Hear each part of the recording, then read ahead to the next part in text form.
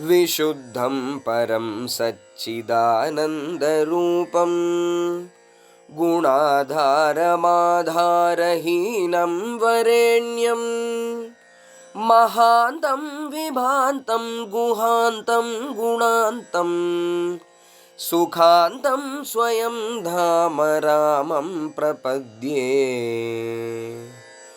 शिवं नित्यमेकं विभुं तारकाख्यं सुखाकारमाकारशून्यं सुमान्यं महेशं कलेशं सुरेशं परेशं नरेशं निरीशं महिषं प्रपद्ये।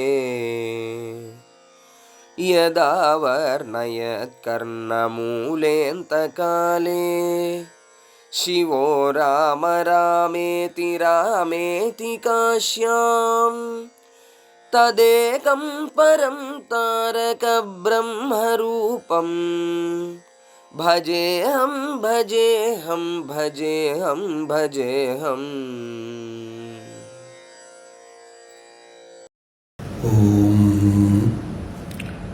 नमः परमऋषिभ्यो नमः परमऋषिभ्यां। हरिः ओम। अन्तरायतिमिरोपशान्तये शान्तपावनमचिन्त्यवैभवं तन्नरं वपुषि कुञ्जरं मुखे मन्महे किमपि तुन्दिलं महः। गुरुर्ब्रह्मा गुरुर्विष्णुः गुरुर्देवो महेश्वरः गुरुः साक्षात् परं ब्रह्म तस्मै श्रीगुरवे नमः। ईश्वरो गुरुरात्मेति मूर्तिभेदविभागिने व्योमवद्व्याप्तदेहाय दक्षिणामूर्तये नमः। यस्यान्तन्नादिमध्यं न हि करचरणं नामगोत्रं न सूत्रं नो जातिर्नैव वर्णा न भवति पुरुषो न नपुंसं न च स्त्रीं नाकारं नो विकारं न हि जनिमरणं नास्ति पुण्यं न पापं तत्त्वं नो तत्त्वमेकं सहजसमरसं सद्गुरुं तं नमामि। सदाशिवसमारम्भां शङ्कराचार्यमध्यमाम् अस्मदाचार्यपर्यन्तां वन्दे गुरुपरम्पराम्। मौनव्याख्या प्रकटितपरब्रह्मतत्त्वं युवानं वर्षिष्ठान्तेव सदृशिगणैः आवृतं ब्रह्मनिष्ठैः आचार्येन्द्रं करकलितचिन्मुद्रम् आनन्दरूपं स्वात्मारामं मुदितवदनं दक्षिणामूर्तिम् ईडे। वेदान्तार्थविभासकायेतये शान्ताय सन्न्यासिने नानावादिनगेन्द्रसङ्गपवये योगीन्द्रवन्द्याय च मोहध्वान्तदिवाकराय भगवत्पादाभिधां बिभ्रते तस्मै भाष्यकृते नमोऽस्तु सततं पूर्णाय बोधात्मने अपारसच्चित्सुखवारिराशेः यस्योर्विमात्रं भुवनं समस्तं गुहाहितं तं रमणं गभीरं चिन्ताविहीनं हृदि चिन्तयामि। देहं मृण्मयवज्जडात्मकम् अहं बुद्धिर्न तस्यास्त्यतो नाहं तत्तदभावसुप्तिसमये सिद्धात्मसद्भावतः कोऽहं भावयुतः कुतो वरधिया दृष्ट्वात्मनिष्ठात्मनाम् सोऽहं स्फूर्तितया अरुणाचलशिवः पूर्णो विभाति स्वयम्। शोणप्रभं सोमकलावतंसं पाणिस्फुरत्पञ्चशरेक्षुचापं പ്രാണപ്രിയം നൗമി പിനാകപാണേഃ കോണത്രയസ്ഥം കുലദൈവതം നഹം നമാമി യാമിനീനാഥ ലേഖാലങ്കൃതകുന്തളാം ഭവാനീം ഭവസന്താപനിർവാപണസുധാനദീം ചൂടോത്തംസിതചന്ദ്രചാരുകലികാം ചഞ്ചത്ശിഖാഭാസ്വരോ ലീലാദഗ്ധവിലോലകാമശലഭശ്രേയോ ദശാഗ്രേ സ്ഫുരൻ അന്തഃസ്ഫൂർജതപാരമോഹതിമിരപ്രാഗ്ഭാരമുച്ഛാടയൻ ചേതഃസദ്മനിയോഗിനാം വിജയത്തെ ജ്ഞാനപ്രദീപോ ഹരഃ ശാരദാ ശാരദാംഭോജവദനാവദനാംബുജേ സർവദാ സർവദാസ്മാകം സന്നിധിം സന്നിധിം ക്രിയാത് രാകാചന്ദ്രസമാനകാന്തിവദനാം നാഗാധിരാജസ്തുതാ മൂകാനാമപി കുർവതി സുരധുനീനീകാശവാഗ്വൈഭവം ശ്രീകാഞ്ചീനഗരീ വിഹാരരസികാ ശോകാപഹന്ത്രീ സതാം ഏകാ പുണ്യപരംപരാ പശുപതേഃ ആകാരിണീ രാജത്തെ രാമായ രാമഭദ്രായ രാമചന്ദ്രായ വേധസേ രഘുനാഥായ നാഥായ സീതായാഃ പതയേ നമഃ അസിന്ധുപ്രകോപൈരവന്ദ്യപ്രതാപൈഃ അബന്ധുപ്രയാണൈരമന്ദസ്മിതാഢ്യൈഃ അദണ്ഡപ്രവാസൈരഖണ്ഡപ്രഭൂതൈഃ അരാമാഭിധേയൈരലം ദൈവതൈർനഃ സദാ രാമ രാമേതി നാമാമൃതം തേ സദാ രാമമാനന്ദനിഷ്യന്തകന്ദം പിബന്തം നമന്തം സുതന്തം ഹസന്തം ഹനൂമന്തമന്തർഭജേതം നിതാന്തം ഗൃഹാഗ്രശൃംഗാഗ്രതലേ വിചിത്രേ പ്രതിഷ്ഠിതോ വാനരരാജസിംഹഃ പ്രദീപ്തലാംഗൂലകൃതാർച്ചിമാലീ വ്യരാചത ആദിത്യൈവാർച്ചിമാലീ.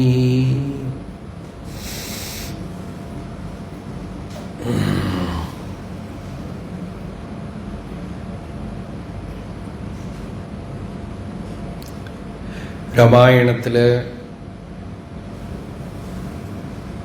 ഏറ്റവും പ്രധാനമായിട്ടുള്ള കാണ്ഡം എല്ലാവർക്കും അറിയാവുന്നത് സുന്ദരകാണ്ഡമാണ്. അതുകൊണ്ടാണ് അതിന് തന്നെ പേരങ്ങനെ. നഷ്ടപ്പെട്ടു പോയ ഒരു വസ്തു തിരിച്ചു കിട്ടുന്നത് സുന്ദരമാണല്ലോ. അത് സംഭവിക്കുന്നത് അവിടെയാണ്. സീതയെ തിരിച്ച് കിട്ടുന്നത്, അറിയുന്നത് സുന്ദരകാണ്ഡത്തിലാണ്. അതുപോലെ തന്നെയാണ് നമ്മളുടെ ജീവിതത്തിലും ഏറ്റവും സുന്ദരമായ കാണ്ഡം ഏതാണ് എന്ന് ചോദിച്ചാൽ, നമുക്കൊരു അധ്യാത്മമായ ഒരു ഉണർവുണ്ടാവുന്നതും ജീവിതത്തിന്റെ ലക്ഷ്യം അറിയുന്നതും ഗുരുവിന്റെ ദർശനമുണ്ടാവുന്നതും ശാസ്ത്രത്തിൽ പ്രവേശം നടക്കുന്ന സത്സംഗം கிடைക്കുന്നതും ഇതാണ് ഏറ്റവും സുന്ദരമായ കാണ്ഡം നമ്മളുടെ ജീവിതത്തിൽ. സുന്ദരേ സുന്ദരീ സീതാ, സുന്ദരേ സുന്ദരീ കഥ, സുന്ദരേ സുന്ദരീ ലങ്ക, സുന്ദരേ കിംന സുന്ദരം. സുന്ദരത്തിൽ എല്ലാം സുന്ദരമാണെന്ന്.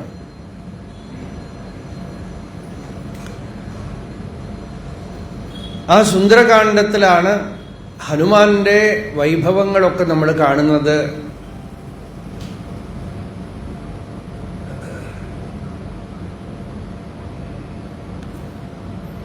ഒരുപാട് നമ്മളിപ്പോൾ സംസ്കൃതം പഠിക്കണമെങ്കിൽ വളരെ എളുപ്പത്തിൽ സംസ്കൃതം പഠിക്കാവുന്നത് എങ്ങനെയാണെന്ന് വെച്ചാൽ, കുറച്ച് ബേസിക് ആയിട്ടുള്ള സംസ്കൃതമൊക്കെ അറിഞ്ഞു കഴിഞ്ഞാൽ ഞാന്, നീയ്, അവൻ ഞാൻ പോകുന്നു വരുന്നു ഇങ്ങനത്തെ കാര്യങ്ങളൊക്കെ മനസ്സിലാക്കി കഴിഞ്ഞാൽ പിന്നെ സുന്ദരകാന്ഡം വായിച്ചാൽ മതി എന്നാണ് പഴയകാലത്ത് പറയുക. സുന്ദരകാന്ഡം പദാനുപദം അർത്ഥത്തോടുകൂടെ കുറെ പ്രാവശ്യം പാരായണം ചെയ്താൽ സംസ്കൃതം പിന്നെ മനസ്സിലായി തുടങ്ങും. പൊതുവെ വാൽമീകി രാമായണം തന്നെ സരള ഭാഷയാണ്. ഏറ്റവും വലിയ കാവ്യം വളരെ സരള ഭാഷയാണ്. അതാണ് പറയുക, കാര്യം ഒരാൾക്ക് അറിയുമെങ്കിൽ അദ്ദേഹം സരളമായിട്ട് പറയും, അറിയില്ലെങ്കിൽ നമ്മളെയും കൺഫ്യൂസ് ചെയ്യും. വളരെ സരളമായ ഭാഷ. ശങ്കരാചാര്യരുടെ ഭാഷ്യങ്ങളും ഒക്കെ അങ്ങനെയാണ്. ഭാഷ വളരെ സരളമാണ്. സുന്ദരകാന്ഡത്തിൽ ഏറ്റവും മുഖ്യമായ ശ്ലോകത്തിലെ ഒരു ശ്ലോകമാണ് നമ്മളിപ്പോ ചൊല്ലിയത്. ലങ്കയ്ക്ക് മുഴുവൻ തീയിട്ടിട്ട്, ആരാണ് തീയിട്ടത്? വായുപുത്രൻ അല്ലേ? അപ്പോ വായു തീയും കൊണ്ട് പടരും. സീത ആരാണ്? ഭൂമിപുത്രി. തരണം ചെയ്തത് എന്തിനെയാണ്? ജലം. ഏത് മാർഗത്തിലൂടെ ചെന്നു? ആകാശം. ഇനി എന്താ ബാക്കിയുള്ളത്? വെച്ചത് എന്താണ്? അഗ്നി. ഇങ്ങനെ ഒരു തമിഴ് ശ്ലോകം ഉണ്ട്. അഞ്ചിലേ ഒன்று பெற்றார், அஞ்சிலே ஒன்றை தாவி, அஞ்சிலே ஒன்றாராக ஆரியர்க்காக ஏகி, அஞ்சிலே ஒன்று வைத்து அணங்கை கண்டு அயலாரூரில் அஞ்சிலே ஒன்றை வைத்தான், അവൻ നമ്മെ അളിത്ത് കാപ്പാൻ. എല്ലാം അഞ്ചാണ്, പഞ്ചഭൂതങ്ങളുടെയും. അങ്ങനെ അഗ്നിക്ക് വെച്ച് ലങ്ക ഇങ്ങനെ കത്തിക്കൊണ്ടിരിക്കുകയാണ്. അങ്ങനെ ലങ്കയില് അഗ്നി കത്തുമ്പോ ഒരു സൗധം, ഒരു ശൃംഗം, ഒരു ഗൃഹശൃംഗം എന്ന് വെച്ചാൽ സൗധം. ആ സൗധത്തിന്റെ മേലെ ഇരിക്കുന്ന ഹനുമാൻ. ഹനുമാന്റെ വാലിലും അഗ്നിയാണ്, ചുറ്റും അഗ്നിയാണ്. ഗൃഹാഗ്ര ശൃംഗാഗ്രതലേ വിചിത്രേ പ്രതിഷ്ഠിതോ വാനരരാജസിംഹഃ പ്രദീപ്ത ലാംഗൂല കൃതാർച്ചിമാലി. ലാംഗൂലം എന്ന് വെച്ചാൽ വാല്. വാലില് തീയോടുകൂടെ ജ്വലിച്ചു കൊണ്ടിരിക്കാത്രേ. വ്യരാജത് ആദിത്യ ഇവാർച്ചിമാലി, സൂര്യനെ പോലെ പ്രകാശിച്ചുകൊണ്ട്. ഇതൊക്കെ വെറും കാവ്യം മാത്രമല്ലല്ലോ രാമായണം. ഇതൊക്കെ യൗകിക ഗ്രന്ഥങ്ങളാണ്, ഋഷിപ്രോക്ത ഗ്രന്ഥങ്ങളാണ്. അതുകൊണ്ട് ഈ ഋഷിപ്രോക്തമായതുകൊണ്ട് തന്നെ ഇതിൽ ചില ചില ശ്ലോകങ്ങൾ ചില ചില വിഷയങ്ങൾക്ക് ചില പ്രത്യേകതകളുണ്ട്. അതുപോലെ ഇതിനെ ഉപാസനാശാസ്ത്രമായി വ്യാഖ്യാനിച്ചു കൊണ്ടുവരുമ്പോൾ പറയും, ഈ ശ്ലോകം ഇത് ധ്യാനം ചെയ്യുന്നവർക്ക് ജ്ഞാനമുണ്ടാവുന്നതാണ്.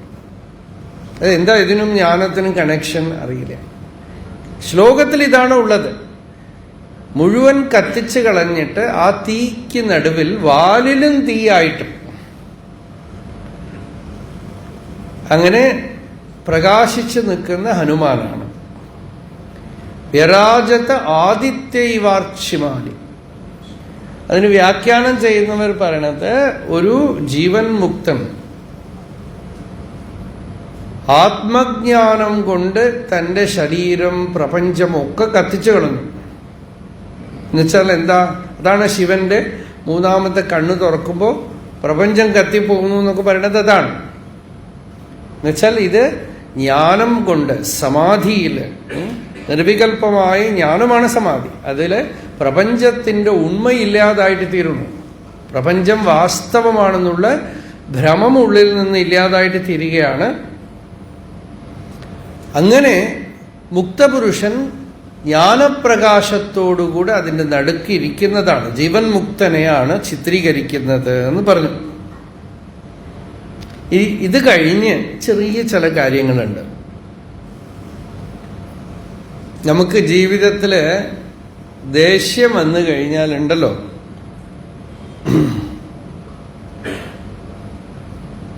പണ്ട് കുഞ്ചൻ നമ്പ്യാർ പറഞ്ഞ പോലെ എല്ലാത്തിനെയും എടുത്ത് അടിക്കും, അമ്മിക്കുഴവി എടുത്ത് കിണറ്റിലിടും. നമുക്കൊരു കവിതയുണ്ടല്ലോ അല്ലേ, പടയ്ക്ക് പോയിട്ട് വന്ന ആള് ഊണ് കിട്ടാതായപ്പോ എല്ലാം ബഹളം ഉണ്ടാക്കി വീട്ടിലുള്ളതൊക്കെ നശിപ്പിച്ച് അമ്മിക്കുഴവി എടുത്ത് കിണറ്റിലിട്ട് അതുകൊണ്ട് അരിശം തീരാതവന പുരയുടെ ചുറ്റും മണ്ടി നടന്നു. അപ്പോഴും കോപം തീർന്നില്ല അത്രേ, ആ പുരയ്ക്ക് ചുറ്റും ഇങ്ങനെ നടന്നു. അപ്പോ കോപം വന്നു കഴിയുമ്പോ നമ്മൾ എന്തൊക്കെ ഇട്ട് ഉടയ്ക്കും, എന്തൊക്കെ ചെയ്യും നമുക്കറിയില്ല. കോപം വന്നു കഴിയുമ്പോ കണ്ണ് കാണില്ല,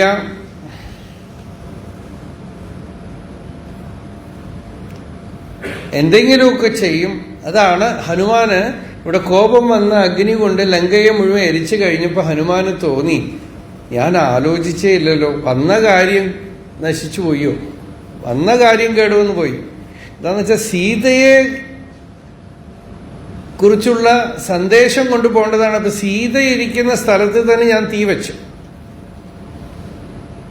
ക്രുദ്ധ പാപം ന കുര്യാത് കഹാം ക്രുദ്ധോ ഹന്യാത് ഗുരുനപി ക്രുദ്ധ പരുഷയാ വാച നരഃ സാധൂന് അധിക്ഷിപേത്. ക്രുദ്ധ കോപം വേറെ ക്രോധം വേറെ എന്ന് പിരിക്കാം നമുക്ക്. കോപം എന്താണെന്ന് വെച്ചാൽ ഇപ്പൊ അച്ഛൻ അമ്മയ്ക്ക് കുട്ടികളോട് വരുന്നത്, വലിയവർക്ക് ചിലപ്പോൾ ചെറിയ കുട്ടികൾക്ക് പറഞ്ഞാൽ കൊടുത്തില്ലെങ്കിൽ ചിലപ്പോ 4 കൊടുത്താലേ അവര് ശരിയാവുള്ളൂ, അവർക്ക് നല്ലത് വരണമെന്ന് ധരിച്ചുകൊണ്ട് ചെയ്യുന്നത്. അതിൽ ദ്വേഷമില്ല. ക്രോധത്തില് സാധാരണ ദ്വേഷമുണ്ട്. ക്രോധം വന്നു കഴിയുമ്പോ എന്ത് പാപവും അവൻ ചെയ്യും. ക്രുദ്ധ പാപം ന കുര്യാത്ത്. എന്ത് പാപമാണ് ചെയ്യാത്തത്? ക്രുദ്ധോ ഹന്യാത് ഗുരുനപി. ഗുരുവിനെയെ ചിലപ്പോ കൊന്നുകളയുന്നു. അങ്ങനത്തെ കഥകളൊക്കെ ഉണ്ടായിട്ടുണ്ട്. ക്രുദ്ധോ ഹന്യാത് ഗുരുനപി. ക്രുദ്ധ പരുഷയാ വാച. വായിൽ തോന്നിയതൊക്കെ ചിലപ്പോ നല്ല സാധുക്കൾ ബഹുമാന്യരായ വ്യക്തികളോടൊക്കെ പോലും കയർത്ത് എന്തെങ്കിലുമൊക്കെ പറയും. വായി തോന്നിയതൊക്കെ പറഞ്ഞു കളയും. അപ്പോ ക്രോധത്തിനെ എങ്ങനെയെങ്കിലുമൊക്കെ നിയമനം ചെയ്യണം. ഹനുമാൻ ഇവിടെ പറയുന്ന ഒരു ഉപദേശമാണ്. ഞാൻ ഈ അഗ്നിക്ക് ഇരയാക്കിയാൽ കുറച്ചു നേരത്തേക്കുള്ളൂ, അപ്പോഴേക്കും മനസ്സിലാവും. യസ് സമുത്പതിതം ക്രോധം ക്ഷമയൈവ നിരസ്യതി യതോരഗഃ ത്വചം ജീർണം സവൈ പുരുഷ ഉച്യത്തെ. പാമ്പ് അതിന്റെ പുറത്തുള്ള ഈ ചട്ട ഊരിയിടുന്ന പോലെ. നല്ല ദൃഷ്ടാന്ത അത്. നമ്മളിപ്പോ പാമ്പിനെയും കാണുന്നില്ല, ചട്ടയും കാണുന്നില്ല, സിറ്റിയിലിരുന്ന് അതൊന്നും കാണില്ല. നാട്ടും പുറത്തൊക്കെ ആവുമ്പോൾ അവിടെ ഈ പാമ്പിന്റെ ചട്ടയൊക്കെ ഇങ്ങനെ കിടക്കുന്നുണ്ടാവും. ഞങ്ങളുടെയൊക്കെ അവിടെ ആശ്രമത്തില് ചുറ്റും കുറെ കാടൊക്കെ ഉണ്ട്. അപ്പോൾ അവിടെയൊക്കെ ഈ കല്ലിലൊക്കെ ഇങ്ങനെ കിടക്കുന്നുണ്ടാവും. കോട്ടൊക്കെ അഴിച്ചിട്ടിട്ട് പോയിട്ടുണ്ടാവും. എന്താന്ന് വെച്ചാൽ അതിൻ്റെ ഉള്ളിൽ കൂടെ പോയിട്ട് പുറത്ത് വരുമ്പോഴാണ് അതിന് ഊരാൻ പറ്റുക. അഹിർ നിർവയിനി പ്രത്യസ്ത വൽമീകേ. അങ്ങനെയൊരു ശ്രുതിവാക്യം ആചാര്യസ്വാമികൾ ഭാഷ്യത്തിൽ അവിടെ കോട്ടി. പാമ്പ് അത് യഥാശയത്തെ അതിൻ്റെ പുറംചട്ട അഴിച്ച് അവിടെ ഇടുന്ന പോലെ ജീവൻ മുക്തനും തൻ്റെ ശരീരത്തിനെ തന്നിൽ നിന്ന് അഴിച്ചു മാറ്റിയിടുന്നു. ഇതാണ് അവിടെ ശങ്കരാചാര്യര് പല സ്ഥലത്ത് ഉദ്ധരിക്കുന്ന മന്ത്രം, ആശയം, വിഷയം. ഇവിടെ ഹനുമാൻ പറയണത് കോപം വരുമ്പോ മുൻകൂട്ടി സമുത്പതിതം ക്രോധം, അതിങ്ങനെ ഉള്ളിലെങ്ങനെ പൊന്തി വരികയാണ്. അതിനെ വിട്ടു നിന്ന് കാണാൻ സാധിക്കുമെങ്കിൽ ഇവിടെ തൃശ്ശൂര് കുറേ വർഷം മുമ്പ് രംഗനാഥാനന്ദ സ്വാമി എല്ലാ വർഷവും വരുമായിരുന്നു ഇവിടെ തൃശ്ശൂർക്ക്. മാഷുക്കൊക്കെ അറിയാം നല്ലവണ്ണം. അപ്പോൾ ഒരു സമയം ഒരാൾ ചോദിച്ചു, നമുക്ക് അപ്പോൾ പരിചയമുള്ള ആളാണ്, അപ്പോൾ അദ്ദേഹം ഒന്നും ഉണ്ടാവില്ല. അപ്പം അദ്ദേഹം ചോദിച്ചു, സ്വാമിജി ഒരുപാട് ദേഷ്യം വരുന്നു, ഞാൻ എന്താ ചെയ്യാ? സ്വാമിജി പറഞ്ഞു, you have to see the anchor before it comes. അതൊന്നും സാധിക്കുന്നില്ല സ്വാമിജി. അപ്പൊ സ്വാമി പറഞ്ഞു, ശരി, അപ്പോൾ ഓരോരോ പ്രാവശ്യം ദേഷ്യം വരുമ്പോഴും വടക്കനാഥന്റെ ഉണ്ടിയലില് ഒരു അന്നത്തെ കോസ്റ്റ് ഒരു 5 രൂപയോ 10 രൂപയോ എന്തോ പറഞ്ഞു, അത് ഇട്ടേക്കാം. ഒരു പ്രാവശ്യം ദേഷ്യപ്പെട്ട 10 രൂപ ഉണ്ടിയലിൽ ഇട്ടേക്കുന്നു. അദ്ദേഹം ശരി, വളരെ എളുപ്പ വഴിയെന്ന് വിചാരിച്ചു മൂപ്പര്.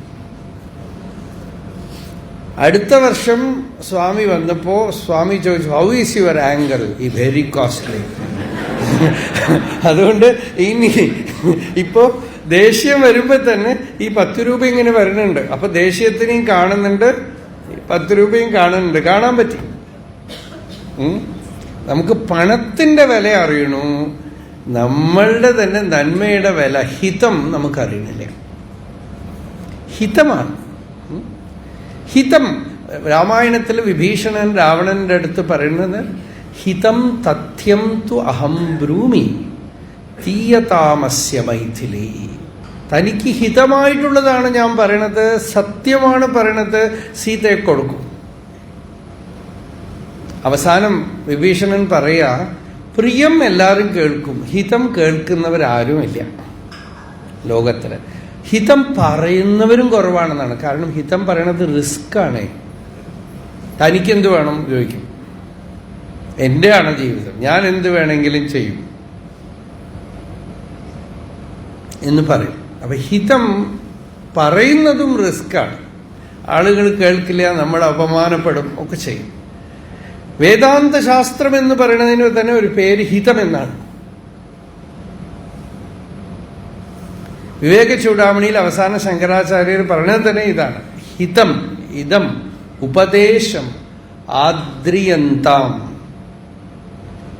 വിഹിത നിരസ്ത സമസ്ത ചിത്തദോഷാഃ ഭവസുഖ വിരതാഃ പ്രശാന്ത ചിത്താഃ ശ്രുതിരസികാഃ മുമുക്ഷവഃ സാധവഃ ഏ ഹിതം ഇതം ഉപദേശം ആദ്രിയന്താം. നിങ്ങൾക്ക് ഹിതമായിട്ടുള്ള ഒരു ഉപദേശമാണ് ഞാൻ തരണത്, ഇത്തിരി ഒന്ന് കേട്ടൂടെ എന്ന്, ഒന്ന് ശ്രവണം ചെയ്യും. ശൃണു സഖേ. അവിടെ ഒരു സ്ഥലത്ത് പറയണത് ശിഷ്യാന്നൊന്നും വിളിച്ചില്ല, ശൃണു സഖേ. ശങ്കരാചാര്യര് കേരളത്തിൽ നിന്ന് പോയതല്ലേ, ഒരു സീല് വേണമല്ലോ. അപ്പോ ശൃണു സഖേ. ഹിതമിതം ഉപദേശം അദ്രിയന്താം. അപ്പൊ ക്രോധം വരുമ്പോ അതിനെ പാമ്പ് അതിന്റെ ചട്ട അഴിച്ചു കളയുന്ന പോലെ തന്നിൽ നിന്നും മാറ്റി നിർത്തി ആ ക്രോധത്തിനെ സാക്ഷിയായിട്ട് കാണാമെങ്കിൽ മനസ്സ് ശാന്തമാവും. നോക്കൂ, ക്രോധം എന്ന് പറയുന്നത് നല്ല ഒരുപാട് ഊർജമാണ്. ക്രോധം വരുമ്പോഴാണ് നമുക്ക് മാക്സിമം ഊർജം, ഇമ്മൻസ് എനർജിയാണത്. അപ്പോ ക്രോധം, കാമം, ഭയം, എന്തിനു പറയണു, ഈ ബോറടിക്കലില്ലേ, അതുപോലും എനർജിയാണ്. പക്ഷെ അത് ഇളകിപ്പോരാത്ത പാറ പോലത്തെ എനർജിയാണ്. അതിങ്ങനെ പൊന്തി വരുമ്പോ അതിനെ പതുക്കെ, ഇതാർക്ക് വരുന്നു ഈ കോപം? എനിക്ക് വരുന്നു. ഞാൻ, എനിക്ക്, ഈ ഞാൻ ആരാണ്, ഞാൻ എന്താണ് എന്നിങ്ങനെ ആ ഞാൻ എന്നുള്ള വൃത്തിയുടെ മൂലം ഹൃദയത്തിൽ അന്വേഷിച്ചാൽ ആ ക്രോധം എന്നുള്ള പ്രാണൻ ഹൃദയത്തില് അടങ്ങും. ഹൃദയത്തില് അത് മിഴുങ്ങിക്കളയാൻ പറ്റും. ഇതാണ് ശരിക്കും പ്രാണായാമം. ക്രോധരൂപത്തിൽ പൊന്തി വന്ന പ്രാണനെ നമ്മൾ ഹൃദയം കൊണ്ട് വിഴുങ്ങുകയാണ്, വായ കൊണ്ട് മൂക്കുകൊണ്ടൊന്നുമല്ല. ഹൃദയം കൊണ്ട് ഉള്ളിൽ അബ്സോർബ് ചെയ്യാണ്. സമ്പത്തി എന്നാണ് അതിന് പേര്, സംയമം. പതഞ്ജലി യോഗസൂത്രത്തിൽ ഉപയോഗിക്കുന്ന വാക്ക് സംയമം എന്നാണ്. അങ്ങനെ സംയമം ചെയ്യാൻ കഴിയുമെങ്കിൽ സവൈ അവനാണ് പുരുഷൻ എന്ന് വെച്ചാൽ അവന് ധാരാളം നിറഞ്ഞ സമ്പത്തുണ്ടാവും ഉള്ളിൽ, എനർജി. പ്രാണൻ അയാളുടെ ഉള്ളിൽ ഇഷ്ടം പോലെ പ്രാണനാണ്. ദേഷ്യപ്പെട്ട് കഴിയുമ്പോൾ നമ്മുടെ പ്രാണൻ പോവും. ചില കുട്ടികളെയൊക്കെ അമ്മമാർ പറയും, ഇവൻ എൻ്റെ പ്രാണനും കൊണ്ടേ പോവുള്ളൂ.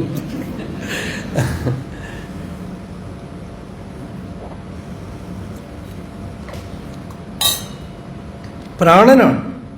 ക്രോധരൂപത്തിൽ തെറിച്ചു പോകുന്നത് പ്രാണനാണ്. അതുകൊണ്ടാണ് ഈ തപസ് ചെയ്യുമ്പോഴൊക്കെ ശപിച്ചു കഴിഞ്ഞാൽ പ്രാണൻ അവർക്ക് പോകുന്നത്. ക്രോധം ചെയ്യുമ്പോൾ തപസ് ക്ഷയിച്ചു പോകും. അപ്പോൾ ഇങ്ങനെ ഹനുമാൻ ചില ഉപദേശങ്ങളൊക്കെ അവിടെ പറയുന്നുണ്ട്. അത് കഴിഞ്ഞത് ഹനുമാൻ മനസ്സിലായി, അങ്ങനെയൊന്നുമില്ല, അഗ്നിയെ കത്തിക്കോ, നാഗ്നിഹി അഗ്നൗ പ്രവർത്തതേ എന്ന് പറഞ്ഞു. ഇങ്ങനെ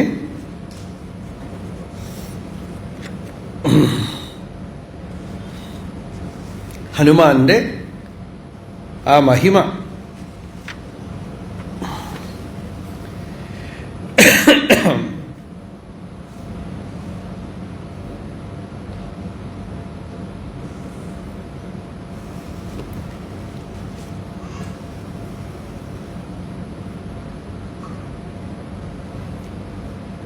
ഇങ്ങനെ രാമായണത്തിലുടനീളം നമ്മൾക്ക് ഈ വിദ്യ നമുക്ക് കാണാം.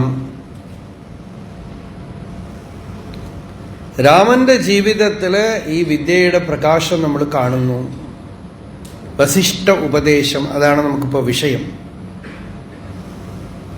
ഇന്നലെ എന്താ പറഞ്ഞ?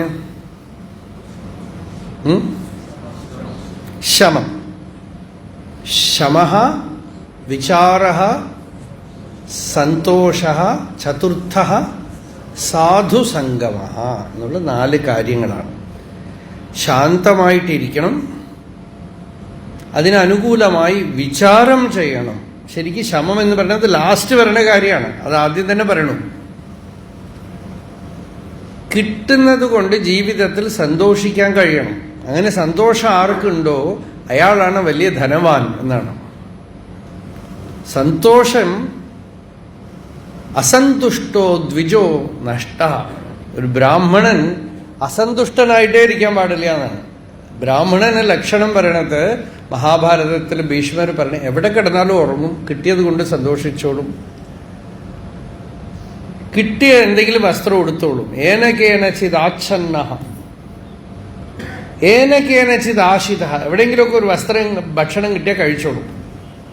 എത്ര ക്വചനശായി സ്യാത്, എവിടെ വേണമെങ്കിൽ കിടന്നാൽ ഉറങ്ങിക്കോളും. തം ദേവാഹ ബ്രാഹ്മണം വിദു, അവനെ ദേവന്മാര് ബ്രാഹ്മണൻ എന്ന് വിളിക്കുന്നു.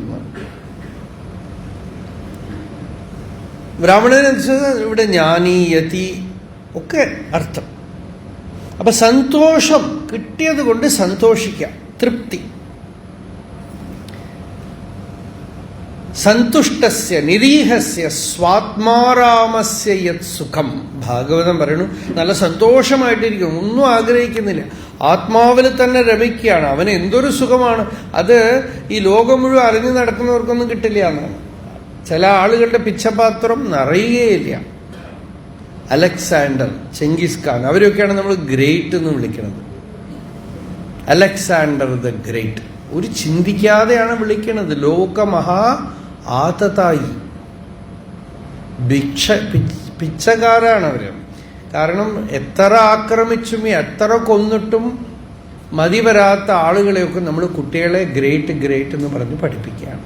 മഹാനായ അലക്സാണ്ടർ ചക്രവർത്തി, എന്തൊരു അഡൾട്രേറ്റഡ് കറപ്റ്റഡ് എഡ്യൂക്കേഷൻ.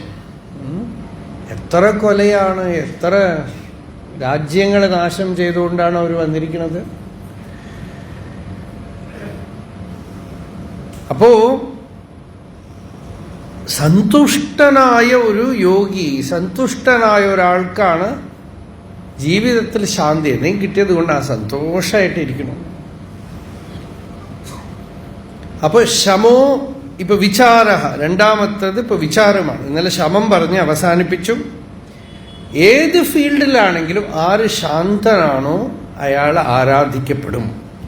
ഇത് നമുക്ക് എല്ലായിടത്തും കാണാം. നമ്മളിത് ഏത് ഫീൽഡിലും ഇങ്ങനെയുള്ള ആളുകളെ നമ്മൾ കാണും. ഒരു സ്കൂളിൽ ടീച്ചർമാരാണെങ്കിലും ആ സ്റ്റുഡൻസ് അവരറിയാതെ കണ്ടുപിടിക്കും. അങ്ങനെയുള്ള അധ്യാപകരെ അവരറിയാതെ കണ്ടുപിടിക്കും. ആ ശാന്തമായ പ്രകൃതിയോടുകൂടെ ഉള്ള അധ്യാപകരെ കണ്ടുപിടിക്കും. ശമമമൃതമഹാര്യം, ശമം അമൃതം അഹാര്യം ആര്യഗുപ്തം പരമം അവലംബ്യ പരം പദം പ്രയാതാഃ രഘുതനയ യഥാ മഹാനുഭാവാഃ ക്രമമനുപാലയ സിദ്ധയേ തമേവ ശാസ്ത്രാവബോധാമലയാ ധിയാ പരമപൂതയാം കർത്തവ്യഃ കാരണജ്ഞേന വിചാരോ അനിശം ആത്മനഃ. അടുത്തത് വിചാരമാണ്. വിചാരം എന്താണെന്ന് വെച്ചാൽ ആത്മതത്വത്തിനെ വിചാരം ചെയ്യൽ. അവനവന്റെ സ്വരൂപം എന്താണ് എന്ന് വിചാരം ചെയ്യലാണ് വിചാരം. എന്തൊക്കെ ഉപായങ്ങൾ നമ്മൾ ഉപയോഗിച്ചാൽ അവസാനം വിചാരത്തിലേക്ക് വരേണ്ടി വരും. ഭഗവാൻ രമണ മഹർഷി പറയണ പോലെ ചുങ്കച്ചാവടി തപ്പാത് എന്ന് പറയും. പല വഴിക്ക് ഓടി അവസാനം നേരെ ഈ ടോളിൽ വന്ന് നിൽക്കും. ടോളിൽ നിന്ന് രക്ഷപ്പെടാനാണ് ഓടിയത്, അവസാനം ടോളിന്റെ മുമ്പിൽ തന്നെ വന്ന് നിൽക്കും. അതുപോലെ നമ്മൾ ലോകത്തിലെ എന്തിനൊക്കെ പുറകിൽ ഓടിക്കഴിഞ്ഞാൽ അവസാനം അവനവന്റെ വസ്തുത, അവനവന്റെ വസ്തുസ്ഥിതി അതറിയാതെ രക്ഷപ്പെടാൻ പറ്റില്ല. താൻ ആരാണ്, തൻ്റെ സ്വരൂപം എന്താണെന്ന് അറിയാതെ പരമാർത്ഥമായ ശാന്തി ഉണ്ടാവില്ല. അതുകൊണ്ട് ധിയാ പരമഭൂതയാ, ബുദ്ധി പൂതമാവണം എന്നാണ്, ഭൂതമല്ലാട്ടോ. മലയാളത്തിൽ ചിലപ്പോൾ നമ്മൾ ഭൂതത്തിനെ പൂതം എന്ന് വിളിക്കും അല്ലേ. പൂതം എന്ന് വെച്ചാൽ പരിശുദ്ധം എന്നർത്ഥം. പൂതാത്മാ എവിടെയാ? പൂതാത്മാ പരമാത്മാ ച മുക്താനാം പരമാഗതി. പൂതാത്മാ എന്ന് വെച്ചാൽ പരിശുദ്ധമായ ആള്. അപ്പൊ പൂതം പവിത്രം, ശാസ്ത്ര അവബോധ അമലയ. നമ്മുടെ ബുദ്ധി എപ്പോഴാ ശുദ്ധമാവണത്? ശാസ്ത്രം കൊണ്ടാണ്. ബുദ്ധിക്ക് അലങ്കാരമാണ് ശാസ്ത്രം, നല്ല നല്ല ശാസ്ത്രം. ശാസ്ത്രം എന്ന് പറഞ്ഞാൽ എന്താണ്? ഒരുപാട് ഡെഫിനേഷൻ കൊടുക്കാം. പക്ഷെ ശാസ്ത്രം എന്ന് പറഞ്ഞപ്പോൾ നമ്മൾ സിമ്പിളായിട്ട് അറിഞ്ഞാൽ ഭഗവത്ഗീത പഠിക്കുക, അത്രയൊക്കെ അറിഞ്ഞാൽ മതി. ഗീതയെ നല്ലവണ്ണം പഠിച്ചാൽ ശാസ്ത്രമായി. ഏകം ശാസ്ത്രം ദേവകീപുത്രഗീതം, ഒരേ ഒരു ശാസ്ത്രം. ഇതം ശാസ്ത്രം, ഇതാണ് ശാസ്ത്രം. സമസ്ത വേദാർത്ഥ സാരസംഗ്രഹഭൂതം. അപ്പോ ഭഗവത്ഗീത ശാസ്ത്രത്തിന് സിമ്പിൾ ഡെഫിനിഷൻ എന്താണെന്ന് വെച്ചാൽ ഗീതയെ നല്ലവണ്ണം പ്രതിദിനം സ്വാധ്യായമായിട്ട് പഠിച്ചാൽ ബുദ്ധി പ്യൂരിഫൈഡ് ആവും. ഒരു തപസ്സാണ്. ഇതൊക്കെ നമുക്കുള്ള സാധനങ്ങളാണ്. ഫസ്റ്റ് സ്റ്റെപ്പ് എന്താണ് അധ്യാത്മ ജീവിതം എന്ന് അറിയണമല്ലോ. അറിയാൻ എന്താണ് പഠിക്കുന്നത്? ഗീത പഠിക്കും. നമ്മൾ വേറെ എന്തൊക്കെയോ പഠിക്കുന്നുണ്ട്. ഇപ്പൊ ഭാഗവതം എല്ലാവരും പഠിക്കുന്നുണ്ട്. ഭാഗവതം എന്താന്ന് വെച്ചാൽ ഒരുപാട് വലുത്. പലരും വിചാരിക്കുന്നത് ഭാഗവതം വളരെ എളുപ്പമാണെന്നാണ്. അതാണ് ഭാഗവതത്തിന്റെ വിജയം. അത് ഏറ്റവും വിഷമം പിടിച്ച ഗ്രന്ഥമാണ്. പക്ഷെ ആളുകൾക്ക് തോന്നുന്നത് അത് വളരെ എളുപ്പമാണെന്നാണ്. അവിടെയാണ് ഭാഗവതത്തിന്റെ വിജയം. അത് എളുപ്പമല്ല. രാമായണം എളുപ്പമാണ്, ഭാഗവതം വിദ്യാവതാം പരീക്ഷ എന്നാണ്. അത് പഠിച്ച ആളുകൾക്കുള്ള എക്സാമിനേഷൻ ഭാഗവതത്തിലാണ് കൊടുക്കേണ്ടത് എന്നാണ്. നല്ല നല്ല മഹാവിദ്വാൻമാരൊക്കെ ഭാഗവതം എടുത്തു വെച്ചിട്ട് കുറുക്കന്റെ കയ്യിൽ പൊതിക്കാത്ത തേങ്ങ കൊടുത്ത പോലെ എന്ന് പറയും, അതുപോലെ ഇരിക്കും. അതെന്താ ചെയ്യേണ്ടതെന്ന് അറിയാതെ ബുദ്ധിമുട്ടി നിൽക്കും. പല ശ്ലോകങ്ങളും വന്നു കഴിഞ്ഞാലേ അതിൻ്റെ പൂർവ്വവും അറിയില്ല, അപരവും അറിയില്ല, അങ്ങനെ ബുദ്ധിമുട്ടും ഭാഗവതത്തിൽ. അതുപോലെ വേറെ എന്തൊക്കെയോ പഠിക്കുന്നുണ്ട് ആളുകൾ, എല്ലാം നല്ലതാണ്. പക്ഷെ ബേസിക്കലി നമുക്ക് വഴി കാണിക്കാൻ അമ്പത്വാം അനുസന്ധധാമി, ഒരു അമ്മയുണ്ട് നമുക്ക്. ആ അമ്മയുടെ അടുത്ത് നമ്മൾ എങ്ങനെയാണ് അടുക്കേണ്ടത്? അനുസന്ധാനമാണ്. ആ അമ്മ ഭഗവത്ഗീതയാണ്. അപ്പൊ പ്രതിദിനം സമയമുണ്ടെങ്കിൽ ഗീതയെ നല്ലവണ്ണം പഠിക്കാം, സ്വാധ്യായം ചെയ്യാം. ഗീതയെ നിത്യം നിരന്തരം ഗീതയെ ആശ്രയിച്ചിരിക്കുക. കൃഷ്ണൻ പറയണത് എന്നെ കാണണമെങ്കിൽ നിങ്ങളിപ്പോൾ ഗുരുവായൂരും തിരുവമ്പാടിയൊക്കെ പോയിട്ട് വരുന്നതൊക്കെ ശരി, എന്നെ ശരിക്കും കാണണമെങ്കിൽ ഗീതാമേ ഉത്തമം ഗൃഹം. ഭഗവത്ഗീതയാണ് എൻ്റെ വീട് എന്നാണ്.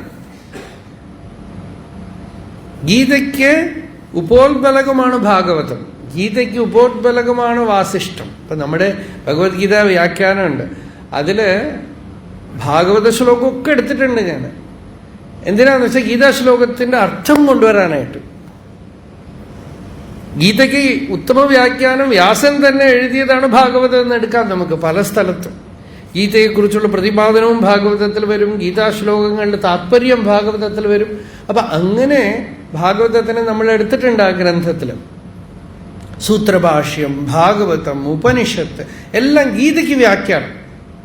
പക്ഷെ ഗീതയാണ് നമുക്ക് സ്വാധ്യായത്തിനുള്ള വിഷയം, നിരന്തര ധ്യാനത്തിനുള്ള വിഷയം. വലിയ വലിയ മഹാപുരുഷന്മാരൊക്കെ പോലും അവരുടെ നിത്യനിഷ്ഠയായിട്ട് എല്ലാ ദിവസവും സമ്പൂർണ്ണ ഗീതാപാരായണം എന്നുള്ളത് ഒരു ധർമ്മമായിട്ട് വെച്ചു. തപോവൻ മഹാരാജ്, സ്വാമി തപോവനം, പ്രതിദിനം അവസാന കാലം വരയ്ക്ക് അദ്ദേഹത്തിന് അതൊരു പഴക്കമായിരുന്നു. രാവിലെ മുതൽ രാത്രിയാകുമ്പോഴേക്കും ഗീത മുഴുവനും ചൊല്ലി തീർക്കും. നിത്യപാരായണമാണ് ഗീതയുടെ. എന്താന്ന് വെച്ചാൽ ഇങ്ങനെ പാരായണം ചെയ്യുമ്പോൾ സ്ട്രെയിനേ ഇല്ല, പഠിക്കലല്ല. പഠിക്കല് സ്കൂളിലൊക്കെ നമ്മൾ പഠിക്കുന്നു, ഒരു സബ്ജക്റ്റ് എടുത്ത് വെച്ച് എഴുതി ബൈ ഹാർട്ട് ചെയ്ത്. എൻ്റെ പഴയ ഞങ്ങൾ സ്കൂളിൽ പഠിക്കുമ്പോൾ ഒരു കുട്ടിയുടെ കഥ പറയും, മൈ ഹെഡ് ടീച്ചറുടെ തല, മൈ ഹെഡ് ടീച്ചറുടെ തല. വീട്ടിൽ വന്ന് ബൈ ഹാർട്ട് ചെയ്യാണ്. എന്താണെന്ന് വെച്ചാൽ ടീച്ചർ പറഞ്ഞു കൊടുത്തു, മൈ ഹെഡ് എന്ന് വെച്ചാൽ എൻ്റെ തല എന്ന് പറഞ്ഞു കൊടുത്തു. അപ്പോൾ കുട്ടി വീട്ടിൽ വന്ന് പറയാം, മൈ ഹെഡ് ടീച്ചറുടെ തല, മൈ ഹെഡ്. അപ്പം അച്ഛൻ പറഞ്ഞു, മൈ ഹെഡ് ടീച്ചറുടെ തല അല്ലടാ മണ്ട, മൈ ഹെഡ് എന്ന് പറഞ്ഞാൽ എൻ്റെ തല. അപ്പോൾ സ്കൂളിൽ പോയി ടീച്ചർ ചോദിച്ചപ്പോൾ പറഞ്ഞു, മൈ ഹെഡ് അച്ഛൻ്റെ തല. ഇങ്ങനെയാണ് പഠിക്കണത്. ബൈഹാർട്ട് ചെയ്യണതെന്ന് വെച്ചാൽ ഇങ്ങനെയാണ്. ഇങ്ങനെ ബൈഹാർട്ട് ചെയ്ത് പരീക്ഷ എഴുതി കഴിഞ്ഞാൽ അത് അതോടെ മറന്നുപോകും അല്ലേ? നമുക്ക് വല്ലതും ഓർമ്മയുണ്ടോ എന്തൊക്കെ പഠിച്ചു നമ്മൾ? ഒന്ന് ആലോചിച്ച് നോക്കൂ. 1ാം ക്ലാസ് മുതൽ 10ാം ക്ലാസ് പിന്നെ കോളേജൊക്കെ എന്തൊക്കെ പഠിച്ചു? പഠിച്ചതൊന്നും ഓർമ്മയില്ല. എന്താന്ന് വെച്ചാൽ പഠിച്ചതാണ്, പാരായണമല്ല ചെയ്തത്. ഭക്തിയോടെ പാരായണമല്ല ചെയ്തത്. അതൊക്കെ മറന്നുപോകും. പാരായണം എന്ന് പറയുമ്പോൾ സ്ട്രെയിനേ ഇല്ല, നമ്മൾ പഠിക്കണം എന്നുള്ള മെനക്കേടില്ല, ഒന്നുമില്ല. പ്രതിദിനം സരളമായി ഭക്തിയോടെ ശ്രദ്ധയോടെ അത് അറിഞ്ഞോ അറിഞ്ഞില്ലയോ ഇങ്ങനെ വായിച്ചു കൊണ്ടുപോവാണ്. കുറച്ച് ഉള്ളിൽ പോകും, ഇത്തിരി ഉള്ളിൽ പോകും. അങ്ങനെ അത് അനുസന്ധാനം ചെയ്യും. അങ്ങനെ അനുസന്ധാനം ചെയ്ത് ഉള്ളിൽ വരും. നമുക്ക് ആവശ്യമുള്ളത് ഓരോ ദിവസം ഓരോ ശ്ലോകമായിരിക്കും ദർശനം തരാം. ഇപ്പോൾ ഭാഗവത സപ്താഹമൊക്കെ നടക്കുമ്പോഴേ നമ്മൾ കഴിയുന്നതും പാരായണ സമയത്ത് അവിടെ ഇരിക്കും. അപ്പോൾ ഇരിക്കുമ്പോൾ ഓരോ ദിവസം എത്ര സപ്താഹം കഴിഞ്ഞാലും ഓരോ സപ്താഹത്തിലും ഓരോ ശ്ലോകം ദർശനം തരും നമുക്ക്. ഓരോ വിഷയം നമുക്ക് ദർശനം എന്ന് വെച്ചാൽ അതിൻ്റെ അർത്ഥം അപ്പോഴായിരിക്കും പ്രകാശിക്കുക. നമ്മൾ ജപധ്യാനാദികളൊക്കെ ചെയ്യുന്നതിൻ്റെ ഇഫക്റ്റ് എന്താണെന്ന് വെച്ചാൽ ഈ സ്വാധ്യായം ചെയ്യുമ്പോൾ അർത്ഥം നമ്മളുടെ ഉള്ളിൽ നമുക്ക് എന്താ അർത്ഥമാണോ അത് പ്രകാശിക്കും. നമ്മൾക്ക് അന്ന് ജീവിതത്തിന് വഴി കാണിക്കാൻ വേണ്ടത് നമ്മളുടെ ഉള്ളിൽ പ്രകാശിക്കും. അപ്പൊ അങ്ങനെയാണ് സ്വാധ്യായ ജ്ഞാന യജ്ഞാഹ എന്ന് ഭഗവാൻ ഗീതയിൽ പറയുന്നു. അതൊരു യജ്ഞമാണ് സ്വാധ്യായം. സ്വാധ്യായത്തിൽ പ്രമാദം വരുത്തരുത് എന്ന് തൈത്തിരീയോപനിഷത്തിൽ ഒരു ആദേശമാണ്. സ്വാധ്യായം വിട്ടുകളയരുത്, തപസ് വിട്ടുകളയരുത്, സ്വാധ്യായം വിട്ടുകളയരുത്. ഗീതയെ കയ്യിൽ വെച്ചുകൊണ്ട് പ്രതിദിനം ഗീതയെ പഠിക്കുന്നു, ഗീത അനുസന്ധാനം ചെയ്യുന്നു. ഇങ്ങനെ ചെയ്യുമ്പോൾ കർമ്മം എന്താണെന്ന് നമുക്കറിയും, ജ്ഞാനം എന്താണെന്ന് നമുക്കറിയും, ഭക്തി എന്താണെന്ന് നമുക്കറിയും, യോഗം എന്താണെന്ന് നമുക്കറിയും, ഭക്തിയുടെ വാസ്തവമായ ലക്ഷണങ്ങളൊക്കെ മനസ്സിലാവും. പിന്നെ ഋഷി ഋണം എന്ന് പറഞ്ഞു ഒന്നുണ്ട്. ഋഷികൾ നമുക്ക് ഇത്രയൊക്കെ തന്നുവല്ലോ, നമ്മളവർക്ക് തിരിച്ചെന്ത് കൊടുക്കാൻ പറ്റും? ഇതൊക്കെ പഠിക്കലാണ് നമ്മൾ തിരിച്ചു കൊടുക്കുന്നത്. പ്രതിദിനം വേദാധ്യയനം ചെയ്തവർക്ക് സ്വാധ്യായ പ്രശ്നം ചൊല്ലാന്നുണ്ട് ദിവസം. ആ സ്വാധ്യായ പ്രശ്നം വേദം ചൊല്ലുന്ന സ്ഥലത്ത് തന്നെ വേദമന്ത്രങ്ങൾ തന്നെ ഉണ്ട്. സ്വാധ്യായോ വൈ ദേവപവിത്രം എന്നാണ്. അങ്ങനെ ഒരു മനുഷ്യനെ ദിവ്യമാക്കി പവിത്രമാക്കി തീർക്കും സ്വാധ്യായം. അവിടെ വേദം തന്നെ പറയണത്, നിങ്ങൾക്ക് വേദം തന്നെ ഇറങ്ങി വന്ന് പറയാണ്, ഇരുന്ന് വായിക്കൂ, ശ്രദ്ധയോടെ വായിക്കൂ, ഇല്ലെങ്കിൽ കുറച്ച് വായിക്കൂ, ഇല്ലെങ്കിൽ നടന്നു വായിക്കൂ, ഒട്ടും വയ്യെങ്കിൽ കിടന്നു വായിക്കൂ, കിടന്ന് സ്വാധ്യായം ചെയ്യൂ, ഇല്ലെങ്കിൽ വേറെ ആരെങ്കിലുമൊക്കെ വായിച്ചിട്ട് കേൾക്കൂ, ശ്രവണം ചെയ്യും. എങ്ങനെയെങ്കിലുമൊക്കെ സ്വാധ്യായം നടക്കട്ടെ. അപ്പൊ ഇന്നൊക്കെ ഈ റെക്കോർഡിലൊക്കെ വെച്ച് കേൾക്കുന്നുണ്ട്, അതും നല്ല കാര്യം. റെക്കോർഡും മൊബൈലും ഒക്കെ അങ്ങനെ ഉപയോഗിക്കുകയാണെങ്കിൽ അതാണ് ഉള്ളത്. നമ്മളായിട്ട് വായിക്കുന്നതാണ് നല്ലത്. ഇല്ല, അത് വയ്യെങ്കിൽ ശരി, അതെങ്കിലുമൊക്കെ നടക്കട്ടെ. ചിലരൊക്കെ മോർണിംഗ് വാക്കിന് പോകുമ്പോൾ ചെവിയിൽ ഇതിങ്ങനെ വെച്ചിട്ട് അങ്ങനെ ഒരു നടത്താണ്.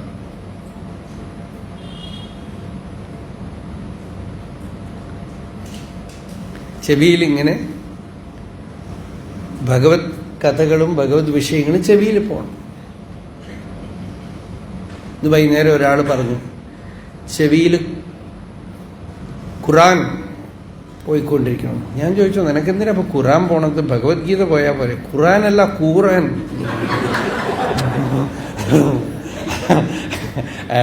അയാൾ എവിടെ പോയി പാർട്ടി നടത്തി.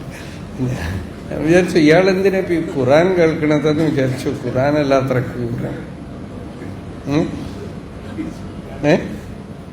പോയോ? ഉണ്ട്. അപ്പോ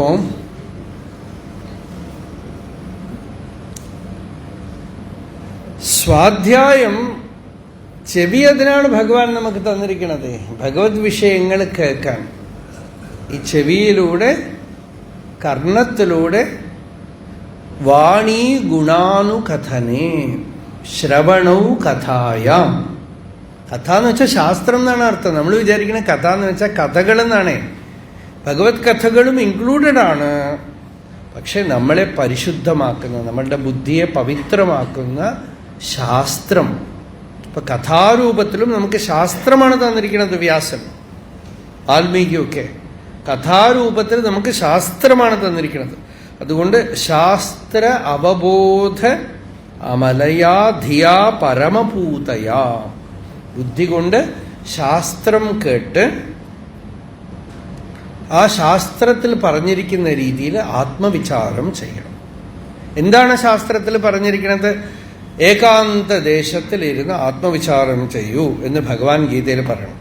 ബുദ്ധ്യാ വിശുദ്ധയാ യുക്തഃ ധൃത്യാത്മാനം നിയമ്യ ച.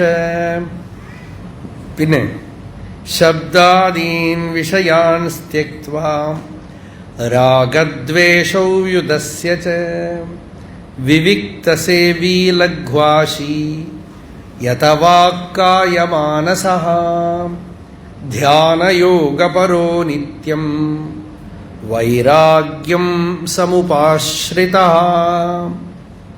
വിവിക്തസേവി, ഏകാന്തത്തിലിരിക്കുന്നു. വിശുദ്ധയാ ബുദ്ധ്യായുക്ത, നല്ല തെളിഞ്ഞ അമലയാ ഭൂതയാ ബുദ്ധ്യ, ബുദ്ധി എങ്ങനെ ശുദ്ധമാവും? ശാസ്ത്രാധ്യയനം കൊണ്ട് ശുദ്ധമാവും. ധൃത്യാത്മാനം നിയമ്യച്ച, പതുക്കെ പതുക്കെ പതുക്കെ നമ്മളുടെ വിൽ പവറിനെ കൾട്ടിവേറ്റ് ചെയ്യാണ്. ഇന്ദ്രിയങ്ങളെ സംയമം ചെയ്യാനും ജീവിതചര്യയെ സംയമം ചെയ്യാനും ഡിസിപ്ലിൻ ചെയ്യാനും നമ്മൾ പതുക്കെ പതുക്കെ പഠിക്കുകയാണ്. നമ്മളുടെ പതുക്കെ ശനൈഹി ശനൈഹി ഉപരമേ എന്ന് പറഞ്ഞു. ഉപരമണം എന്ന് വെച്ചാൽ ഡിസിപ്ലിനിങ് ആണ്, വിഡ്രോവൽ. ഒറ്റ ദിവസം നമ്മൾ കേട്ടു അടുത്ത ദിവസം മുതൽ ചെയ്യാനൊന്നും ഒക്കില്ല. അപ്പൊ പതുക്കെ, ഓവർ ബലം പിടിക്കരുത്. അപ്പോ ശനൈഹി ശനൈഹി ഉപരമേത്. അപ്പൊ ധൃത്യ ആത്മാനം നിയമ്യച്ച ശബ്ദാദീന് വിഷയാന് ത്യക്ത്വ. ഭഗവാൻ പറഞ്ഞു പല വിധത്തിലുള്ള ശബ്ദങ്ങളെ വിട്ടുകളയൂ. ആളുകൾ വർത്തമാനം പറയണത്, എന്റർടൈൻമെന്റ്, പല വിധത്തിലുള്ള ശബ്ദമുണ്ട്. അപ്പൊ ധ്യാനിക്കാനിരിക്കുമ്പോൾ ഈ ശബ്ദത്തിന്റെ ഡിസ്റ്റർബൻസ് ഇല്ലാതിരിക്കും. ഏകാന്ത നിശ്ചലം ഏകാന്തത്തിലുള്ള സൈലൻസ്, അത് ആസ്വദിക്കാൻ പഠിക്കണം. ചിലർക്ക് ഈ ബഹളമില്ലാതെ പറ്റില്ല, ശബ്ദമില്ലാതെ പറ്റില്ല. ഏകാന്തത്തിന്റെ മാധുര്യം, സൈലൻസ് ആസ്വദിക്കാം.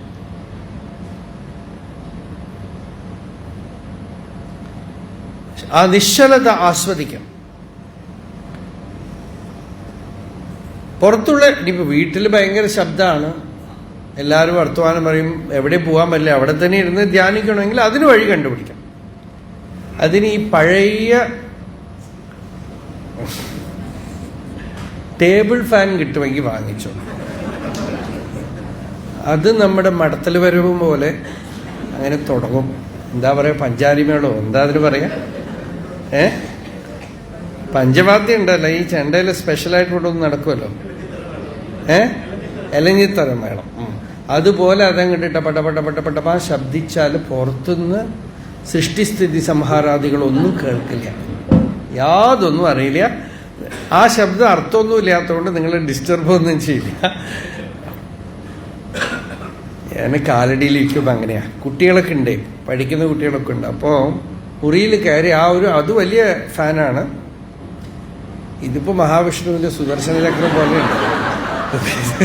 ഇതിപ്പോ അവിടെ രമണാശ്രമത്തിലുണ്ട് ഇപ്പൊ ഇതുപോലത്തെ ഒരു ഫാൻ. ഇതിപ്പോ തിരിയാണോ അല്ല കാറ്റാണോ? അപ്പോ ആ ഫാന് കാലടിയിൽ അത് ഇട്ട് കഴിഞ്ഞാൽ പിന്നെ പുറത്ത് ഈ പിള്ളേരുണ്ടാക്കുന്ന ശബ്ദമൊന്നും കേൾക്കില്ല. അങ്ങനെയൊക്കെ ചില ടെക്നിക്ക് ഉണ്ട്, ഒന്നും അറിയില്ല. പണ്ട് ഞങ്ങളുടെ കുട്ടിക്കാലത്ത് ഒരു ടേബിൾ ഫാൻ ഉണ്ടായിരുന്നു. അതിനെന്താ പ്രശ്നം എന്ന് വെച്ചാൽ അത് ഓൺ ചെയ്ത് വെച്ചാൽ നേരം വെളിച്ചാകുമ്പോഴേക്കും നടന്ന് നടന്ന് നമ്മുടെ അടുത്ത് വന്നു.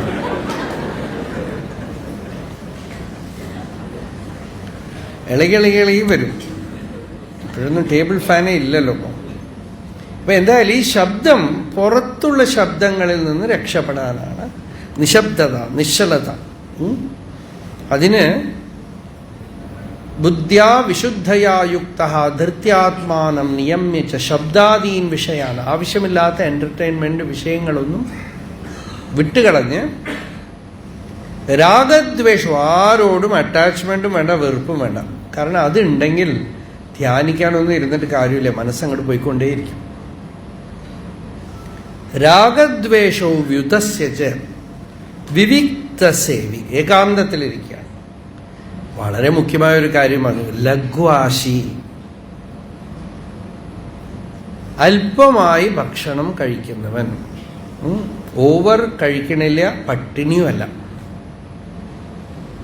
ലഘ്വശനശീല. ഇപ്പൊ ഭാഗവത സപ്താഹ ശ്രവണ വിധിയിലൊക്കെ പറയണത് ലഘ്വശനമാണ്. ഭക്ഷണം കഴിക്കാതിരിക്കരുത്. അപ്പൊ എന്താ, വയറിങ്ങനെ കിടന്ന് കാണും, എന്ത് കേൾക്കും, ഒന്നും ശ്രവണം ചെയ്യില്ല. ഓവർ കഴിച്ചാൽ പിന്നെ സപ്താഹമൊക്കെ ഗോവിന്ദ തന്നെ, ഒന്നും കേൾക്കില്ല. അപ്പോ ലഘ്വാശി, ലഘുവായിട്ട് കഴിക്കും. നമ്മളൊക്കെ വിചാരിക്കുന്നുണ്ട് ഈ സപ്താഹമൊക്കെ നടത്തുമ്പോഴേ ഒരു ക്യാമ്പ് പോലെ ശരിക്ക് ഒരു സാധനാ ക്യാമ്പ് പോലെ. ആ ഭക്ഷണമൊക്കെ ക്രമീകരിച്ച് ഇന്ന രീതിയിൽ ഭക്ഷണം കൊടുക്കണം. അതെങ്ങനെയാ അവർക്ക് ലഘുവായിട്ടൊരു ഭക്ഷണം, വിശക്കാനും പാടില്ല, അതേസമയം ആളുകൾക്ക് കഴിക്കാവുന്ന ഭക്ഷണമായിരിക്കണം. രാവിലത്തെ ബ്രേക്ക്ഫാസ്റ്റ് 1/2 കിലോ മുരിങ്ങയുടെ ഇലയൊന്നും കൊടുത്താൽ ശരിയാവില്ല. അത് ചില ആളുകൾ അങ്ങനെയൊക്കെ പ്രിസ്ക്രിപ്ഷനും കൊണ്ടുവന്നാൽ ശരിയാവില്ല. അപ്പോൾ ആളുകൾക്ക് കഴിക്കാനും പറ്റണം. ശീലം, അവർക്ക് ശീലമുള്ളത് ലഘുഭക്ഷണം. വിശപ്പ് അല്പം അടങ്ങാനേ പാടുള്ളൂ. ഡിസീവിങ് ദ സ്റ്റൊമക്ക് എന്ന് പറയും. കഴിച്ചു എന്ന് വയറ് വിചാരിക്കണം, പക്ഷെ കഴിച്ചിട്ടുണ്ടാവാൻ പാടില്ല. അതാണ്. അപ്പം അങ്ങനെ ആയാൽ ലഘ്വശനശീലം. അപ്പോൾ ധ്യാനത്തിന് പ്രതിബന്ധം ഉണ്ടാവില്ല. ഓവറായിട്ട് കഴിച്ചാൽ പിന്നെ നല്ല ശബ്ദത്തോടു കൂടിയുള്ള ധ്യാനമായിരിക്കും. അതുകൊണ്ട് ലഘ്വാശി യഥവാക്കായ മാനസ, ശരീരം, മനസ്സ്, ഇന്ദ്രിയങ്ങളെയൊക്കെ സംയമം ചെയ്തിട്ടുള്ള ആള്. എന്നിട്ടാണ് വിചാരം ചെയ്യുന്നത്. എന്താ വിചാരം? ഞാൻ ആരാണ്, എൻ്റെ സ്വരൂപം എന്താണ്. ഭഗവാൻ രമണ മഹർഷി ആത്മവിചാരത്തിന് ഏറ്റവും വലിയ പ്രിസ്ക്രിപ്ഷൻ ഫുഡാണ്. വേറൊന്നും അദ്ദേഹം പറഞ്ഞില്ല. ആഹാരശുദ്ധവും സത്വശുദ്ധി. ആഹാരശുദ്ധമായ നമ്മളുടെ സത്വഗുണം ശുദ്ധമാവും. സത്വഗുണം എന്ന് വെച്ചാൽ എന്താ? ഒരു റിഫൈൻമെന്റ് ഉണ്ടാവും ഉള്ളിൽ, ഒരു അലേർട്ട്നെസ് ഉണ്ടാവും, ഒരു തെളിച്ചമുണ്ടാവും ഉള്ളിൽ. അതുകൊണ്ട് ആഹാരശുദ്ധിയാണ് ഏറ്റവും പ്രധാനം. അത് കഴിഞ്ഞ് ഏകാന്തത്തിലിരുന്ന് വിചാരം ചെയ്യണം. വിചാരം എന്ന് വെച്ചാൽ മനസ്സിന് പ്രത്യക് പ്രവണത. പ്രത്യക് പ്രവണത എന്ന് വെച്ചാൽ മനസ്സിന്റെ ടെൻഡൻസി ടു ഗോ ഇൻവേർഡ്, ഹൃദയത്തിലേക്ക് തിരിച്ചു പോവാണ്. അപ്പോൾ ഉറങ്ങി എഴുന്നേൽക്കുമ്പോൾ നമ്മളുടെ എവിടുന്നോ ഈ മനസ്സ് പുറത്തേക്ക് വരുന്നു. ഞാൻ എന്നുള്ള ചിത്തവൃത്തിയും അതോടുകൂടെ ചിത്തവൃത്തികൾ ഇങ്ങനെ പൊന്തി വരുന്നു. അതേപോലെ ഉറങ്ങുമ്പോൾ മനസ്സ് കൂമ്പി ഹൃദയത്തിൻ്റെ ഉള്ളിൽ പോയി അടങ്ങാം. ആ വിഡ്രോവൽ, ആ സംയമം, അബ്സോർപ്ഷൻ, അതിന് മനസ്സിന് ഒരു പ്രവണത ഉണ്ടാവണം. പ്രവണത ഉണ്ടാവുന്നവരെ, ടെൻഡൻസി ഉണ്ടാവുന്നവരെ നമ്മൾ മനസ്സിനെ ഉള്ളില് സാധാരണ ചെയ്യുന്നത് എന്താ? എന്തെങ്കിലും ഒരു ആലംബം വയ്ക്കും. ജപത്തിനൊരു മന്ത്രമോ ഭഗവാന്റെ ഒരു രൂപമോ അല്ലെങ്കിൽ എന്തെങ്കിലും ഭാവമോ അതിനെ ആലംബമായി വെച്ച് ചിത്തത്തിനെ ഉള്ളിലേക്ക് തിരിക്കും. ആത്മവിചാരം എന്ന് പറയുമ്പോൾ ആലംബമൊന്നുമില്ല. ശരിക്കും എല്ലാ ആലംബവും വിട്ട് കഴിയുമ്പോൾ മനസ്സില്ലാതാവുന്നതാണ് പറയണത്. ആലംബനാശാത് അപചീയമാനം ശനൈഹി ശനൈഹി ശാന്തിമുപൈതി ചേതഃ. മനസ്സിന് എന്തെങ്കിലുമൊക്കെ ആലംബം ഉണ്ടെങ്കിലേ മനസ്സ് അലൈവായിട്ടിരിക്കുള്ളൂ. മനസ്സിന് ആലംബമില്ലാതാവുമ്പോൾ മനസ്സ് പതുക്കെ പതുക്കെ എണ്ണ പറ്റിയ തീ കെട്ടടങ്ങുന്ന പോലെ, ഫ്യൂവൽ ഇല്ലാത്ത തീ അടങ്ങുന്ന പോലെ പതുക്കെ അടങ്ങി നിശ്ചലമായിട്ട് തീരും. ഇതതിൻ്റെ ലക്ഷ്യമാണ്. ഇപ്പൊ മൈൻഡ് എന്ന് വെച്ചാൽ എന്താ? ചിത്തവൃത്തികളാണ്. ശരിക്കും വേദാന്തം പറയണത് മൈൻഡ് എന്ന് വെച്ചാൽ അവിദ്യയാണ്. ഒരു കയറിനെ പാമ്പ് എന്ന് കരുതിയപ്പോൾ, പാമ്പ് തോന്നിയപ്പോൾ ഉണ്ടാവുന്ന കുഴപ്പങ്ങളൊക്കെയാണ് മനസ്സ്. വെളിച്ചമടിച്ചു നോക്കി അവിടെ പാമ്പില്ല എന്ന് അറിഞ്ഞു കഴിഞ്ഞാൽ പിന്നെ ചിത്തവൃത്തികളെ ഉണ്ടാവില്ല അതിനെക്കുറിച്ച്. അപ്പൊ ഒരു ഭ്രമമാണ് മൈൻഡ്. ഞാൻ എന്നുള്ള ഒരു ജീവഭാവം വാസ്തവമാണെന്നുള്ള ഭ്രമത്തിലാണ് ബാക്കി എല്ലാം നിൽക്കുന്നത്.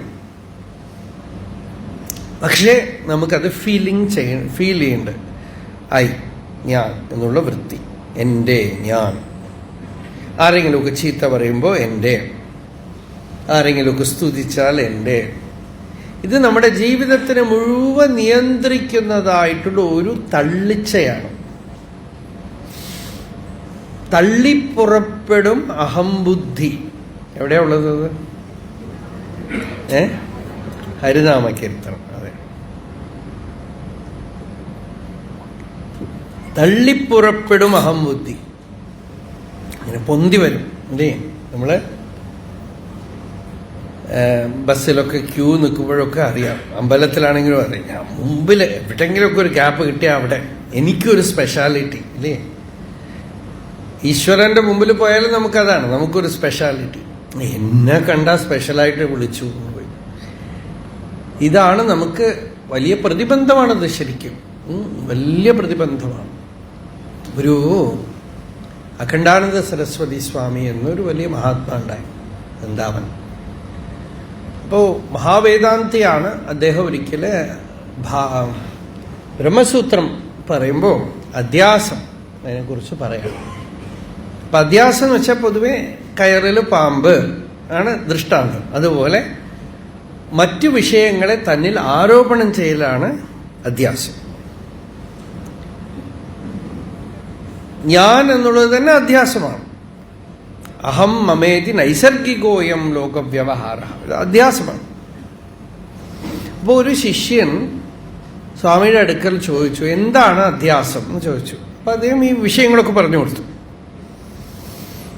അതൊക്കെ കഴിഞ്ഞിട്ട് മറ്റാളുകളോട് എന്തോ സംസാരിച്ചു കൊണ്ടിരിക്കുമ്പോൾ ഈ ശിഷ്യനെ കാണിച്ചിട്ട് പറഞ്ഞു, ഇവന് എന്തോ ഒരു കാര്യം പറഞ്ഞിട്ട് ഇവന് ഈ വിഷയത്തിൽ ഇവന് വല്ലാത്ത സംശയമുണ്ട്. അധ്യാസം അയാൾ ചോദിച്ച കാര്യമല്ല, അയാൾക്ക് ഇന്ന കാര്യങ്ങൾ അയാൾക്ക് അറിയാതെ വിഷമിക്കുന്നുണ്ട് എന്നൊക്കെ അയാളെ ദൃഷ്ടാന്തം കാണിച്ചു പറഞ്ഞു.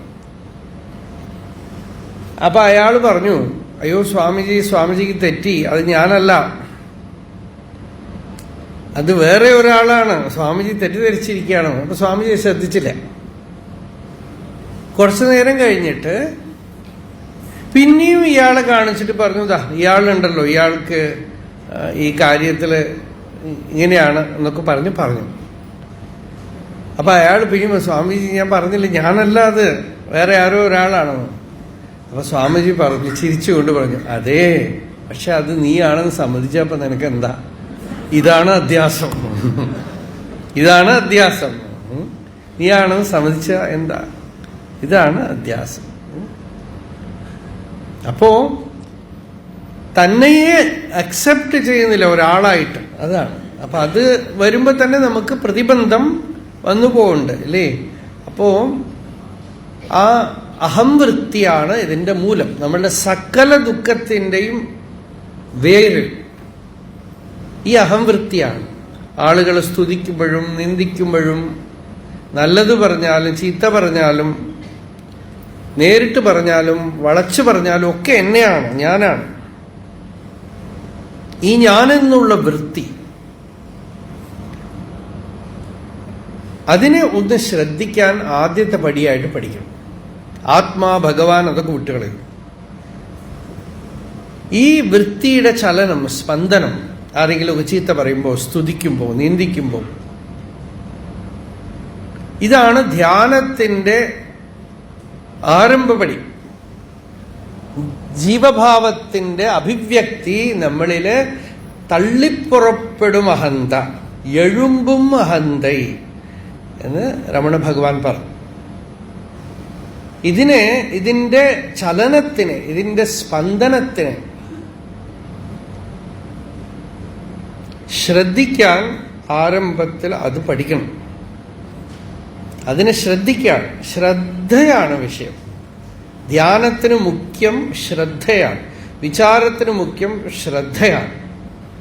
ഈ വൃത്തിയുടെ ചലനത്തിന്, സ്പന്ദനത്തിന് ശ്രദ്ധിക്കുകയാണ്. എൻ്റെ ജീവിതത്തിലുള്ള ദുഃഖം, എനിക്ക് വന്ന നല്ലത്, എനിക്ക് കിട്ടിയ അവാർഡ്, എന്നെ ആളുകൾ നല്ലത് പറഞ്ഞു, എന്നെ ചീത്ത പറഞ്ഞു, എല്ലാം എൻ്റെ പ്രോബ്ലം മുഴുവൻ ഈ എൻ്റെയാണ്.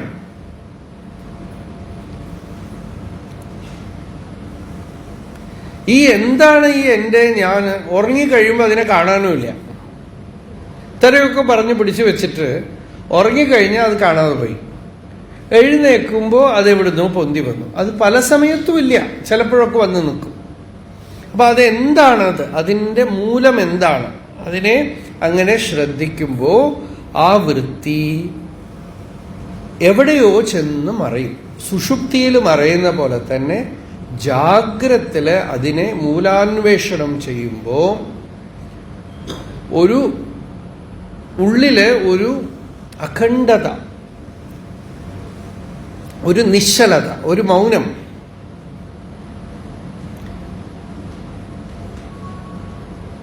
ഉള്ളില് ഇത്തിരി ഫീൽ ചെയ്യുന്നുണ്ടെങ്കിൽ അത് നമ്മുടെ ആത്മസ്വരൂപത്തിൻ്റെ ഒരു ഗ്ലിംസാണ്. ഒരു രണ്ട് മേഘങ്ങൾക്ക് നടുവിൽ ആകാശം കാണുന്ന പോലെ കുറച്ചു നേരത്തേക്ക് ആ നിശ്ചലത കാണുന്നുണ്ടെങ്കിൽ തന്നെ അതൊരു വലിയ ലാഭമാണ്. വിചാരാത് തീക്ഷ്ണതാമേത്യ ധീഹി പശ്യതി പരം പദം. ഇവിടെ പറഞ്ഞു വിചാരം തീക്ഷ്ണമാവുമ്പോ ബുദ്ധി ആ പരമപദത്തിലേക്ക് ഒന്ന് എത്തി നോക്കുമെന്ന്. ദേശകാലാവധിഭ്യാം കാലദേശാവധിഭ്യാം നിർമുക്തം നിത്യമുക്തം സാന്ദ്രാനന്ദ അവബോധം, അതിലേക്കൊന്ന് എത്തി നോക്കും. അങ്ങനെ എത്തി നോക്കുമ്പോ ഉള്ളില് നമ്മള് ആ അമൃതം, ആ അമൃതകുംഭം, ഹൃദയത്തിന് മറ്റൊരു പേരാണ് അമൃതകുംഭം. ആ അമൃതകുംഭം നമ്മൾ സാക്ഷാത്തായിട്ടുള്ളില് കാണും. ഇങ്ങനെ ഞാൻ എന്നുള്ള വൃത്തി അടങ്ങുകയും അവിടെ ശുദ്ധമായ ബോധം, നിർമ്മലമായ ചേതനയെ ഒന്ന് തൊട്ടുതലോടുകയും ഒക്കെ ചെയ്യാൻ സാധിച്ചാൽ ധ്യാനം ജയിച്ചു.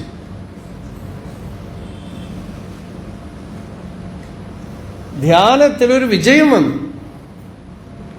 വീണ്ടും മനസ്സ് പതറും, ചിത്തവൃത്തികൾ ഉണ്ടാവും.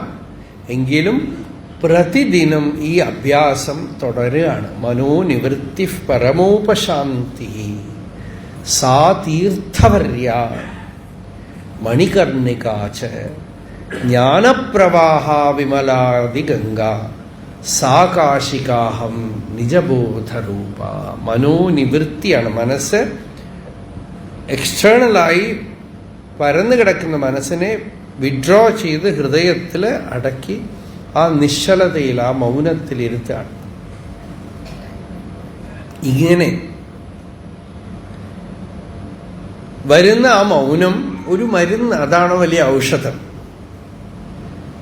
ദീർഘസംസാരരോഗസ്യ വിചാരോ ഹി മഹൗഷധം. ദീർഘസംസാര രോഗം. ഈ രോഗം എളുപ്പത്തിലൊന്നും മാറില്ല. ആ രോഗം എല്ലാവരുടെ അടുത്തും പടർന്നു പിടിച്ചു വെച്ചിരിക്കുകയാണ്. അതിന് നല്ല ഔഷധം എന്താന്ന് വെച്ചാൽ വിചാരോഹി മഹൌഷധം. ഇപ്പൊ ഞാൻ പറഞ്ഞത് യോഗമാണ്, മഹായോഗ വിചാരമാണ്. മറ്റ് തലത്തിലും വിചാരങ്ങളുണ്ട്, അത് നമുക്ക് പിന്നെ വരാം. ബഹിരംഗ വിചാരം. അപ്പൊ നേരിട്ട് നമ്മൾ പറഞ്ഞത് ആത്മവിചാരം. വിചാരം കൊണ്ട് പരമപദത്തിനെ ഹൃദയത്തിൽ സാക്ഷാത്കരിക്കുന്നത് ഞാൻ ആരാണ്, കോഹം കസ്യച സംസാരഃ ഇത്യാപദ്യവിധീമതാം ചിന്തനീയം പ്രയത്നേന സപ്രതീകാരം ആത്മന. കോഹം, ഞാൻ ആരാണ്, ആർക്കാണ് ഈ ദുഃഖമൊക്കെ, സംസാരം എന്ന് വിഷമിച്ചുകൊണ്ടിരിക്കുമ്പോഴും ചിന്തിക്കണം എന്നാണ്. ആരെങ്കിലും നമ്മളെ ചീത്ത പറഞ്ഞു, ഒരുപാട് ദേഷ്യം വന്നു, അപ്പോഴും ഏകാന്തമായിട്ട് ചെന്നിരുന്ന് ഈ ദേഷ്യം ആർക്കാ വരുന്നത്, ഈ ദേഷ്യപ്പെടുന്ന ആളാരാണ്, ഈ കോപിക്കുന്ന ഞാൻ ആരാണ്, എൻ്റെ ഉള്ളിൽ ഞാനെന്നിങ്ങനെ ബലമായി പൊന്തണുണ്ടല്ലോ എന്ന് നല്ല രസമായ ധ്യാനമാണത്. കാരണം ഈ കോപിച്ച് നമ്മൾ എക്സ്പ്രസ് ചെയ്യുമ്പോൾ നമ്മളുടെ ഊർജം മുഴുവൻ പോയി പോകും. ഇതിങ്ങനെ ഉള്ളില് ആ ഒരു എനർജി ഡാൻസ് നമ്മൾ കാണും. എന്താണ് ഈ ഞാൻ എന്ന് പറയുന്ന ഈ സ്പന്ദനം, ഈ അനുഭവം, അതിനെ നമ്മളുടെ ഉള്ളില് കാണും. അപ്പോ ആ സമയത്ത് പോലും എന്നാണ് ആപതി അഭി, വളരെ അപകടമായ സന്ദർഭത്തിൽ പോലും ഈ വിചാരം വിട്ടുകളയരുത്. കാരണം ഇതാണ് നിങ്ങൾക്ക് വലിയ വലിയ ഹെൽപ്പ്. ഇനിയിപ്പോൾ ബഹിരംഗ വിചാരം എന്ന് പറയുന്നുണ്ട്. ഇപ്പോൾ ഒരു പ്രശ്നം നടക്കുമ്പോൾ അപ്പോൾ റിയാക്ഷൻ ചെയ്യാതെ കുറച്ചൊന്ന് മനനം ചെയ്ത ശേഷം ചെയ്യുകയാണെങ്കിൽ ശാന്തി ഉണ്ടാവും. പല കാര്യങ്ങളിലും നമുക്ക് അത് ചെയ്യാവുന്നതാണ്. ഒരു ക്ഷണനേരത്തേക്ക് ഒന്ന് വെയിറ്റ് ചെയ്താൽ മതി. ബ്രഹ്മാനന്ദ സ്വാമികൾ, രാമകൃഷ്ണദേവന്റെ ശിഷ്യൻ, അദ്ദേഹത്തിന്റെ ഒരു ശിഷ്യൻ, അയാൾക്കൊരു കത്ത് വന്നു. വേറെ ഒരു ബ്രഹ്മചാരി ഇയാളെ പലതും കുറ്റം പറഞ്ഞ് ഒരു ലെറ്റർ എഴുതി. ഈ ലെറ്റർ എഴുതി കഴിഞ്ഞപ്പോൾ ബ്രഹ്മാനന്ദ സ്വാമിയുടെ അടുത്ത്, ഗുരുവിൻ്റെ അടുത്ത് കൊണ്ടുപോയി കാണിച്ചു ഈ കത്ത്. അദ്ദേഹം വായിച്ചു നോക്കിയിട്ട് പറഞ്ഞു, അതായത് ഇങ്ങനെയൊക്കെ എന്തിനാ അയാൾ പറയണത്? ഞാൻ തിരിച്ച് ചൂടോടെ ഒരു മറുപടി എഴുതട്ടെ സ്വാമിജി? എഴുതൂ. ഇയാൾ ചൂടോടെ ഒരു മറുപടി എഴുതിയിട്ട് കൊണ്ടുവന്ന് കാണിച്ചു. ഇതാണ് എല്ലാം ഗുരുവിൻ്റെ അടുത്ത് കാണിക്കൽ എന്ന് പറയുന്നത്. അതെ, ഇങ്ങനെ തന്നെ കൊടുക്കണം മറുപടി. നീ നല്ല ബലമായിട്ട് ചുട്ട മറുപടി കൊടുത്തിട്ടുണ്ട്, നാളെ പോസ്റ്റ് ചെയ്യാമെന്ന്. ഇയാൾ അടുത്ത ദിവസം അതെടുത്ത് വായിച്ചു, ഇത്രയൊന്നും പറയാൻ പാടില്ല, അവൻ എത്ര ഉപകാരം എനിക്ക് ചെയ്തിട്ടുണ്ട്, നല്ല കാര്യങ്ങൾ. ആ കത്തൊക്കെ ഒത്തിരി കൂടെ ഒന്ന് മയപ്പെട്ട് ഒന്ന് മൃദുവായിട്ട് ആ കത്ത് മാറ്റി എഴുതിയിട്ട് ബ്രഹ്മാനന്ദ സ്വാമിയുടെ അടുത്ത് കൊണ്ടുപോയി കാണിച്ചിട്ട് പറഞ്ഞു, മഹാരാജാ അങ്ങനെ പറയണത് ശരിയല്ല എന്ന് തോന്നുന്നു, അതുകൊണ്ട് കുറച്ച് മയപ്പെടുത്തിയിട്ട് ഇത് കുറച്ചുകൂടെ വേണ്ടില്ലല്ലോ. അപ്പോൾ ഒരു കാര്യം ചെയ്യാം, നീ 2 ദിവസം കഴിഞ്ഞിട്ട് പോസ്റ്റ് ചെയ്താൽ മതി. ഇങ്ങനെ കുറച്ച് കഴിഞ്ഞപ്പോൾ അയാൾ ആ കത്ത് മാറ്റി, നീ എനിക്ക് എൻ്റെ കുറ്റമൊക്കെ പറഞ്ഞു തന്നു, എനിക്ക് വലിയ ഉപകാരമാണ് ചെയ്തത്, നീ പറഞ്ഞതൊക്കെ വാസ്തവമാണ്, എന്നിൽ ഈ ദോഷമൊക്കെ ഉണ്ട്, ഞാനിതൊക്കെ തിരുത്താൻ ശ്രമിച്ചോളാം എന്നൊക്കെ പറഞ്ഞ് കത്ത് മാറ്റി എഴുതി. അപ്പോൾ വെയിറ്റ് ചെയ്യുമ്പോൾ ഇത്ര മാറ്റമാണ് വരണത്. ഒന്ന് അല്പനേരത്തേക്കൊന്ന് ക്ഷമയോടെ കാത്തുകൊണ്ടിരിക്കുമ്പോൾ ആ തിരിച്ചു പറയണതൊക്കെ സ്വഭാവം മാറി, പ്രകൃതിയൊക്കെ മാറിപ്പോയി. പഴയ കാലത്തൊക്കെ ഈ ഇതുണ്ടല്ലേ, ഒരു കത്തെഴുതി കഴിഞ്ഞാൽ പിന്നെ അതിന് വെയിറ്റ് ചെയ്യണം, പിന്നെ അത് കഴിഞ്ഞ് എഴുതുമ്പോൾ ഒക്കെ ഉണ്ടല്ലോ. പോസ്റ്റ്മാൻ മുതൽ എല്ലാവരും വായിക്കും. പോസ്റ്റ്മാൻ എന്ന് ചോദിക്കും, കഴിഞ്ഞ പ്രാവശ്യം നിങ്ങൾക്ക് അയച്ചില്ലേ കത്ത്, അതിന് ഉത്തരവ് എഴുതിയോ എന്നൊക്കെ പോസ്റ്റ്മാനാണ് ചോദിക്കുക. ആ കത്തിന് അത് ഒരു രസം ഉണ്ടായിരുന്നു ആളുകൾക്ക്. ഇപ്പോൾ രാവിലെ എണീറ്റ് കഴിഞ്ഞാൽ പോസ്റ്റ്മാന് വേണ്ടി കാത്തുകൊണ്ടിരിക്കുക. ഞങ്ങൾ ഈ അഗ്രഹാരത്തിലൊക്കെ കാണും, ഇയാൾ വന്നു പോസ്റ്റ്മാൻ, വേറെ പണിയൊന്നുമില്ലല്ലോ, നേരം വെളിച്ചമായി കഴിഞ്ഞാൽ അതൊക്കെ രാവിലത്തെ കാര്യമൊക്കെ കഴിഞ്ഞ് പോസ്റ്റ്മാൻ ഇങ്ങനെ വെയിറ്റ് ചെയ്തുകൊണ്ടിരിക്കും. അവിടെ ഒരു വയസ്സായ ആളുണ്ടായിരുന്നു, ദിവസം പോസ്റ്റ്മാനെ കാത്തുകൊണ്ടിരിക്കുന്ന. അത് ഈ കത്ത് വരുമ്പോൾ ഒരു സുഖമുണ്ടല്ലോ, നമുക്ക് ആർക്കെങ്കിലും എഴുതുമ്പോഴേ, ആരെങ്കിലും നമുക്ക് കത്തയക്കണം. അപ്പോൾ പോസ്റ്റ്മാൻ ഉണ്ടെങ്കിലല്ലേ കൊടുക്കാൻ പറ്റുള്ളൂ. ഇദ്ദേഹം ഉമ്മർത്ത് നിന്നിട്ട് പോസ്റ്റ്മാൻ്റെ അടുത്ത് പറയും, നമ്മളെ ഒന്നും ശ്രദ്ധിക്കണേ ഇല്ല. അയാൾ പറയും, സ്വാമി വല്ലത് ഉണ്ടെങ്കിലല്ലേ തരാൻ പറ്റുള്ളൂ, നമ്മളെ ഒന്നും ശ്രദ്ധിക്കണേ ഇല്ല. അപ്പൊ ആ കത്തിന് കുറച്ച് പീരീഡ് ഉണ്ട്. ഇതിപ്പോ ടക്ക് ടക്ക് ടക്ക് ടക്ക് അവിടുന്ന് ചോദിക്കുമ്പോൾ ഇവിടെ സത്സംഗത്തിന് നടുവ് കൂടെ ബഹളമൊക്കെ നടന്നു കഴിഞ്ഞു.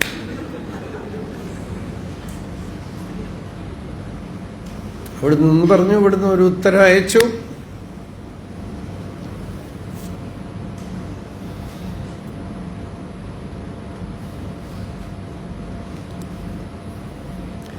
ഇങ്ങനെയൊക്കെയാണ്. അപ്പോ ടൈം,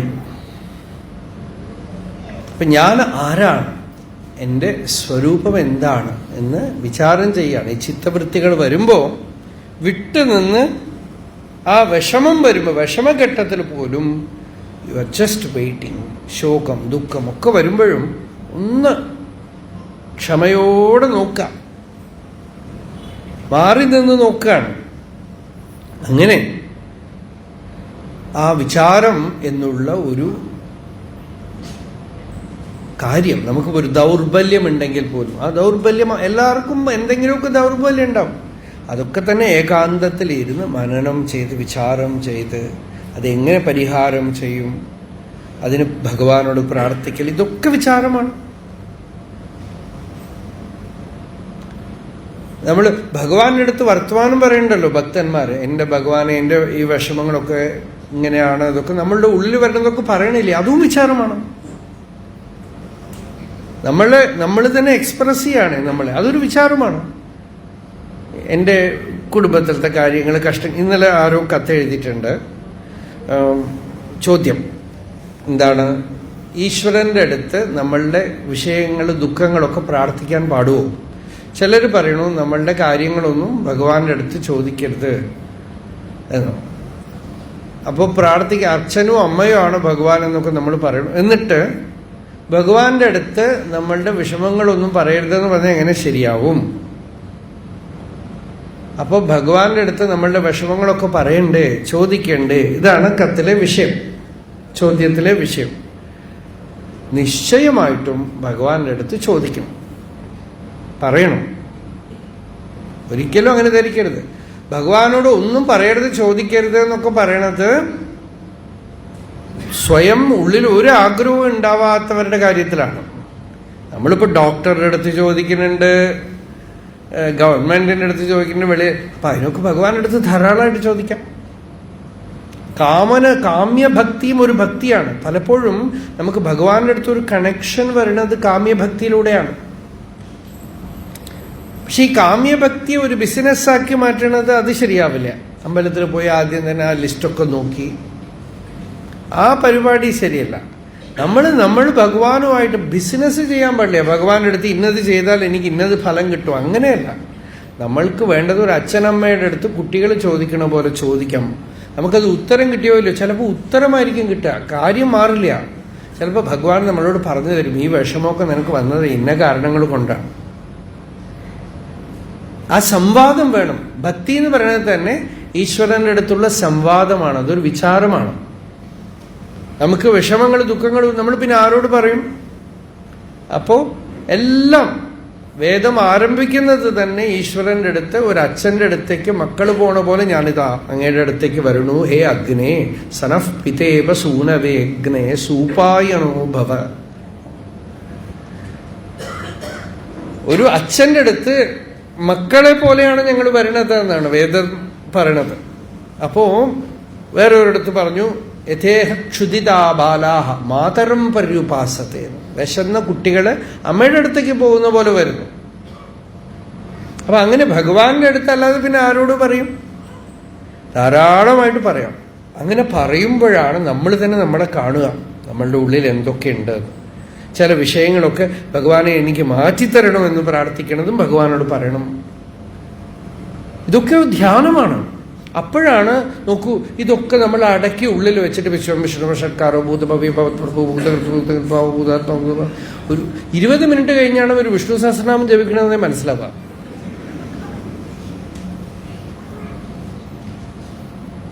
ഭഗവാനെ മനസ്സിലാവുമോ എന്തോ അറിയില്ല. ഇതൊക്കെ ഉള്ളിൽ മാറ്റി വെച്ചിട്ടേ. അപ്പോ നമ്മളെ എക്സ്പ്രസ് ചെയ്യാൻ ഭഗവാനെടുത്ത്, ഭഗവാൻ നാമം ജപിച്ചുകൊണ്ട് തന്നെ ഉള്ളിൽ വരുന്ന ഭാവങ്ങളെയൊക്കെ ഈശ്വരന്റെ മുമ്പിൽ അവതരണം ചെയ്യണം. അപ്പോഴാണ് ലിങ്ക് ഉണ്ടാവുക, ശരിക്കുള്ള ധ്യാനം ഉണ്ടാവുക. ആരെങ്കിലും എഴുതി വെച്ച സ്തോത്രങ്ങളൊക്കെ നിങ്ങൾ ചൊല്ലുന്നതൊക്കെ സെക്കൻഡറിയാണ്. അതൊക്കെ നല്ലത്, നല്ല സ്തോത്രങ്ങൾ ഭംഗിയായിട്ടൊക്കെ ചൊല്ലണം, ശരി, അതിനൊരു മന്ത്രശക്തി അത്രയ്ക്കേ ഉള്ളൂ. പക്ഷെ വാസ്തവത്തിൽ നിങ്ങളെ ആവിഷ്കരിക്കണം. മഹാപുരുഷന്മാരൊക്കെ ചെയ്തിരിക്കുന്നത് അതാണ്. ചെറിയ ചെറിയ കാര്യങ്ങൾ പോലും ഭഗവാന്റെ അടുത്ത് എടുത്തു പറഞ്ഞ്, നിങ്ങൾ തുക്കാറാം, നാമദേവൻ, ഇവരുടെയൊക്കെ പാട്ടുകൾ, ത്യാഗരാജസ്വാമിയുടെ കീർത്തനങ്ങളൊക്കെ നോക്കൂ, ചെറിയ ചെറിയ കാര്യങ്ങൾ പോലും ഭഗവാന്റെ അടുത്ത് പറയണുണ്ട്. ഭഗവാന്റെ അടുത്ത് പറയണമെന്ന് വെച്ചാൽ ആരുടെ അടുത്താ പറയണേ? നമ്മളുടെ അടുത്ത് തന്നെ. നമ്മുടെ അന്തര്യാമി, നമ്മുടെ ആത്മാ അവിടെ തന്നെയാ പറയണത്. ഉള്ളിലുള്ള സാക്ഷി, ആ സാക്ഷിയാണ് കേൾക്കണത്. അതിന് നമ്മൾ പുറമേക്ക് ദേവിയോ ശിവനോ കൃഷ്ണനോ എന്ത് വേണമെങ്കിൽ വെച്ചോളൂ. പക്ഷെ പറയണത് നിങ്ങളോടാണ്. അത് നിങ്ങൾ കൃഷ്ണ എന്ന് വിളിച്ചിട്ട് പറയൂ, ദേവി അമ്മ എന്ന് വിളിച്ചിട്ട് പറയൂ, ഈശ്വരൻ എന്ന് വിളിച്ചിട്ട് പറയൂ, എന്ത് വിളിച്ചിട്ട് പറഞ്ഞാലും ശരി, അന്തര്യാമിയായ ദേവനാണ് കേൾക്കുന്നത്. അത് ചിലപ്പോൾ വെളിയിൽ അതിനൊരു ഫലം വരും, ചിലപ്പോൾ വിപരീത ഫലം വരും. അപ്പം നമ്മൾ ചോദിക്കും, ഭഗവാനെ ഞാൻ ഇത്രയൊക്കെ ചെയ്ത് കഴിഞ്ഞിട്ട് നിങ്ങൾ എന്താ എനിക്ക് വിപരീത ഫലം തന്ന്? അപ്പൊ ഉള്ളിൽ നിന്നൊരു ഉത്തരം വരും. അതൊരു ശാസ്ത്രീയമായൊരു പദ്ധതിയാണത്. ചിലപ്പോൾ നമുക്ക് ഫലമൊന്നും കിട്ടില്ല, ഉത്തരം മാത്രം കിട്ടുമുള്ളെന്ന്. എന്തുകൊണ്ടാണ് നമുക്ക് ജീവിതത്തിൽ ഇന്ന അനുഭവങ്ങൾ വരുന്നത്? ഉത്തരം കിട്ടും. ചില കാര്യങ്ങൾ നമുക്ക് ഇങ്ങനെയാണെങ്കിൽ അങ്ങനെയാണെന്ന് ഭഗവാൻ ത്യാഗരാജസ്വാമി ചില കീർത്തനങ്ങളൊക്കെ പറയണു, രാമ ഞാൻ എൻ്റെ കഷ്ടങ്ങളൊക്കെ പറയണു, നീ പറയണു അതൊക്കെ താങ്ങിക്കോളൂ എന്ന് പറയണു, സഹിച്ചോളൂ എന്ന് പറയണു അത്രേ രാമൻ. എൻ്റെ ഭക്തന്മാരൊക്കെ അങ്ങനെയാണ്, സഹിച്ചോളൂ എന്ന് പറയണു.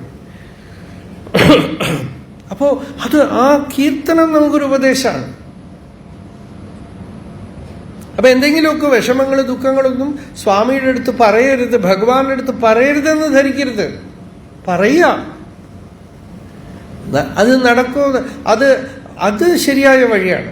അല്ലാതെ അതിനു വേണ്ടി ഈ വഴിപാട് കഴിക്കുക, ആ വഴിപാട് കഴിക്കുക, ഇതൊക്കെ ചെയ്യാന്ന് പറയണത് പരിപാടി വേറെയാണ്. അത് നേരിട്ട് പോലുമല്ല, അമേരിക്കയിൽ നിന്ന് വാട്സാപ്പിൽ മെസ്സേജ് ചെയ്ത് വഴിപാട് കഴിച്ചോ, കഴിച്ചു, ടിങ് ശബ്ദം. അതൊന്നും വേണ്ട. ഇവിടെ അന്തര്യാമിയായ ദേവനിൽ കതവ് മുട്ടി മുട്ടി തുറക്കുന്നവരെ മുട്ടണം, ഹൃദയത്തിന്റെ വാതിൽ തുറക്കുന്നവരെ. അവിടെ ഇത് അപ്പോ നമ്മളുടെ ആഗ്രഹങ്ങൾ നമ്മളാണേ. വിഷ്ണു സഹസ്രനാമം ഭഗവത്ഗീതയൊക്കെ നമ്മളാവണമെങ്കിൽ അതിനനുസരിച്ച് നമ്മൾ ഒന്നു ചേരണം അതിനോട്. പക്ഷെ നമ്മളുടെ ആഗ്രഹങ്ങൾ വളരെ ഹോണസ്റ്റായിട്ട് നമ്മളാണ്, വളരെ സിൻസിയറായിട്ട് നമ്മളാണ്. അതിൽ എത്ര കണ്ട് ഈ അഹംവൃത്തി ഉണ്ടോ അത്ര കണ്ട് നമുക്ക് ഇറാൻ യുദ്ധത്തിലൊന്നും ഉണ്ടാവില്ല. നമ്മൾ അവിടെയാണെങ്കിൽ ഉണ്ടാവും.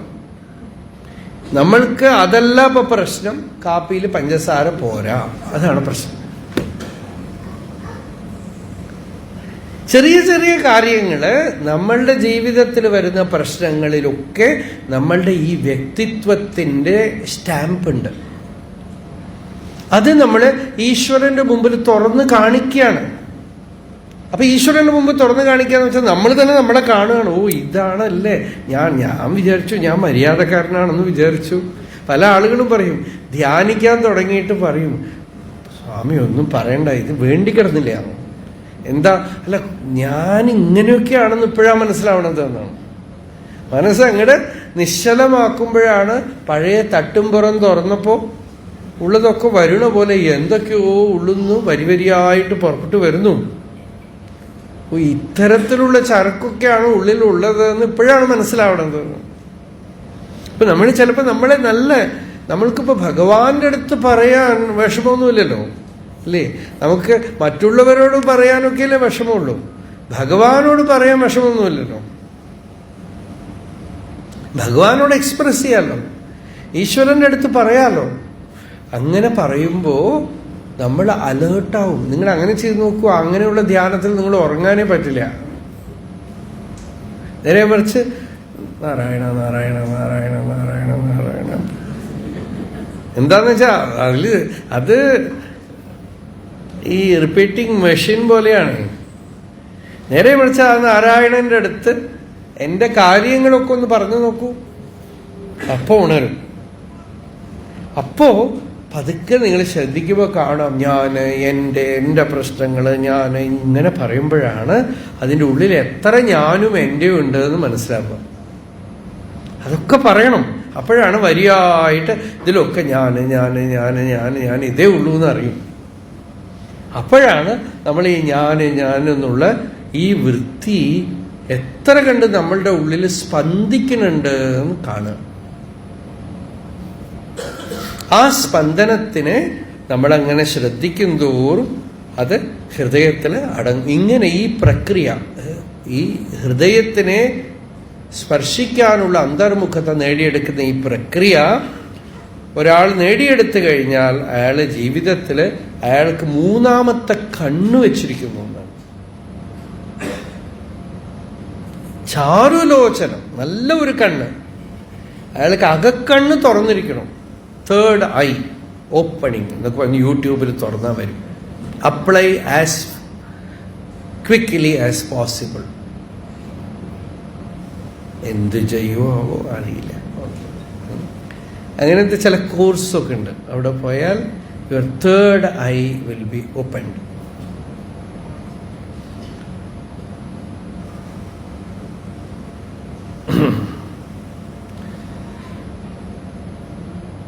അധ്യാത്മത്തിൽ ഒരുപാട് ഇങ്ങനത്തെ ഡ്യൂപ്ലിക്കേറ്റ്സ് ഉണ്ട്. പക്ഷേ ഒരുപാട് നിധിയുമുണ്ട്. ആ നിധി നമ്മൾ നോക്കിയെടുക്കും. ഈ മൂന്നാമത്തെ കണ്ണ് എന്ന് പറയണത് ജ്ഞാനമാണ്. നമ്മൾക്ക് വാസ്തവത്തിൽ നമ്മളെ കാണാനുള്ള കണ്ണാണ്. നമ്മളെ തന്നെ കാണാനുള്ള കണ്ണാണത്. അതാണ് ചാരുലോചനം എന്ന് പറഞ്ഞത്. അനഷ്ടം അന്ധകാരേഷു ബഹു തേജസ്വജിമ്മിതം. നല്ല കൂരാക്കൂരിരുട്ടിലും അനഷ്ടം, അത് ആ കണ്ണ് കാണുന്നതാണ്. എന്നുവെച്ചാൽ ജീവിതത്തിൽ നല്ല കൂരിരുട്ടായിട്ടുള്ള അനുഭവങ്ങൾ വരുമ്പോഴും ആ കണ്ണ് നിങ്ങൾക്ക് കാണിച്ചു തരും. എന്താണ് വേണ്ടത്, എന്താണ് ചെയ്യേണ്ടത് എന്ന് കാണിച്ചു തരും. ബഹുതേജസ്, ഒരുപാട് ലൈറ്റ് അടിച്ചാൽ ഈ കണ്ണ് മങ്ങിപ്പോകുമല്ലോ, അതുപോലെ ഒരുപാട് അറിവുള്ളവരുടെ നടുക്കൊക്കെ നിങ്ങൾ പെട്ടാലും അജിമ്മിതം, നിങ്ങളുടെ ഈ അറിവ് മങ്ങിപ്പോവില്ല. അത് ഒറിജിനലാണ്. അത് നിങ്ങളുടെ വാസ്തവമായ അറിവാണ്. ഒരു സാമർത്ഥ്യം മാത്രമല്ല, അത് നിങ്ങൾക്ക് പരമ ഉപകാരപ്രദമായ അറിവാണ്. പരമ ഉപകാരം ചെയ്യുന്ന അറിവാണ്. വിചാരഃ ചാരുലോചനം കോഹം കഥമയം ദോഷഃ സംസാരാഖ്യ ഉപാഗതഃ ന്യായേനേതി പരാമർശോ വിചാരയിതി കഥ്യത്തെ. ഞാൻ ആരാണ്? ഈ ദോഷം, സംസാരം എന്ന് പറയുന്ന ഈ ദോഷം എനിക്ക് എങ്ങനെ വന്നു, ഇതിനെന്താണ് പരിഹാരം എന്നിങ്ങനെ യുക്തിഭദ്രമായി യുക്തിയുക്തമായി വിചാരം ചെയ്യണതുണ്ടല്ലോ, അതാണ് വിചാരം എന്ന് പറയണത്. അങ്ങനെ മനനം ചെയ്തു തുടങ്ങുമ്പോൾ മനുഷ്യന് പരമ ശ്രേയസ് ഉണ്ടാകുന്നു. ഇങ്ങനെ വിചാരം ചെയ്യുന്നവനാണ് മനുഷ്യൻ. മനനാത് മനുഷ്യ. ആര് മനനം ചെയ്യുന്നില്ലയോ അവന്റെ മനസ്സ് വ്യർത്ഥമാണ്. അതുകൊണ്ട് മനനം ചെയ്യുന്ന മനസ്സോടു കൂടിയവനാണ് മനുഷ്യൻ എന്ന് പറഞ്ഞ് ഇപ്പോൾ ശമം, രണ്ടാമത് വിചാരം പറഞ്ഞു. ഇനി ഇത് വീണ്ടും വീണ്ടും വീണ്ടും വരും പല വിധത്തിലും ശാസ്ത്രത്തിലും. അടുത്തത് വസിഷ്ഠൻ പറഞ്ഞു സന്തോഷ. സന്തോഷോ ഹി പരം ശ്രേയ സന്തോഷ സുഖമുച്യത്തെ സന്തുഷ്ട പരമഭ്യേതി വിശ്രാമമരിവർദ്ധന. രാമായണത്തിലെ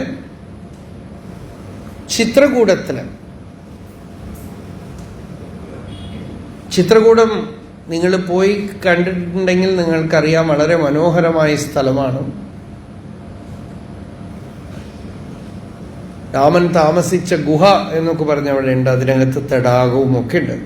നല്ല രമ്യമായ സ്ഥലമാണ്. എല്ലാ സ്ഥലവും ജനങ്ങൾ പോയി ധാരാളം പോകുമ്പോൾ കുറച്ച് കേടുവന്നും പോകും. അതും സംഭവിക്കും.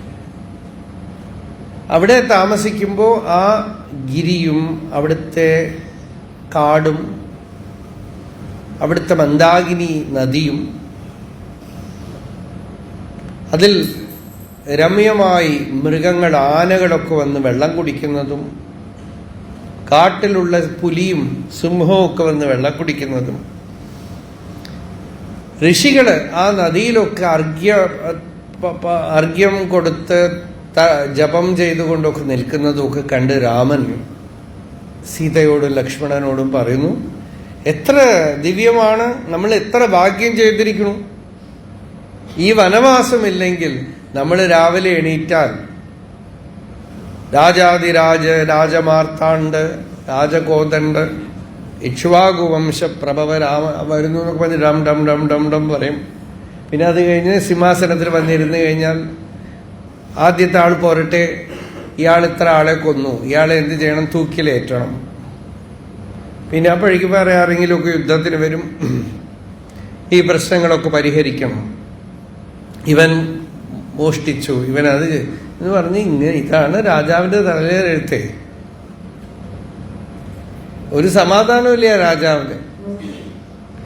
അപ്പോ രാജാവ് എന്ന് പറഞ്ഞാൽ നല്ല സുഖമാണെന്നൊക്കെ അല്ലേ. ഇപ്പൊ നമ്മള്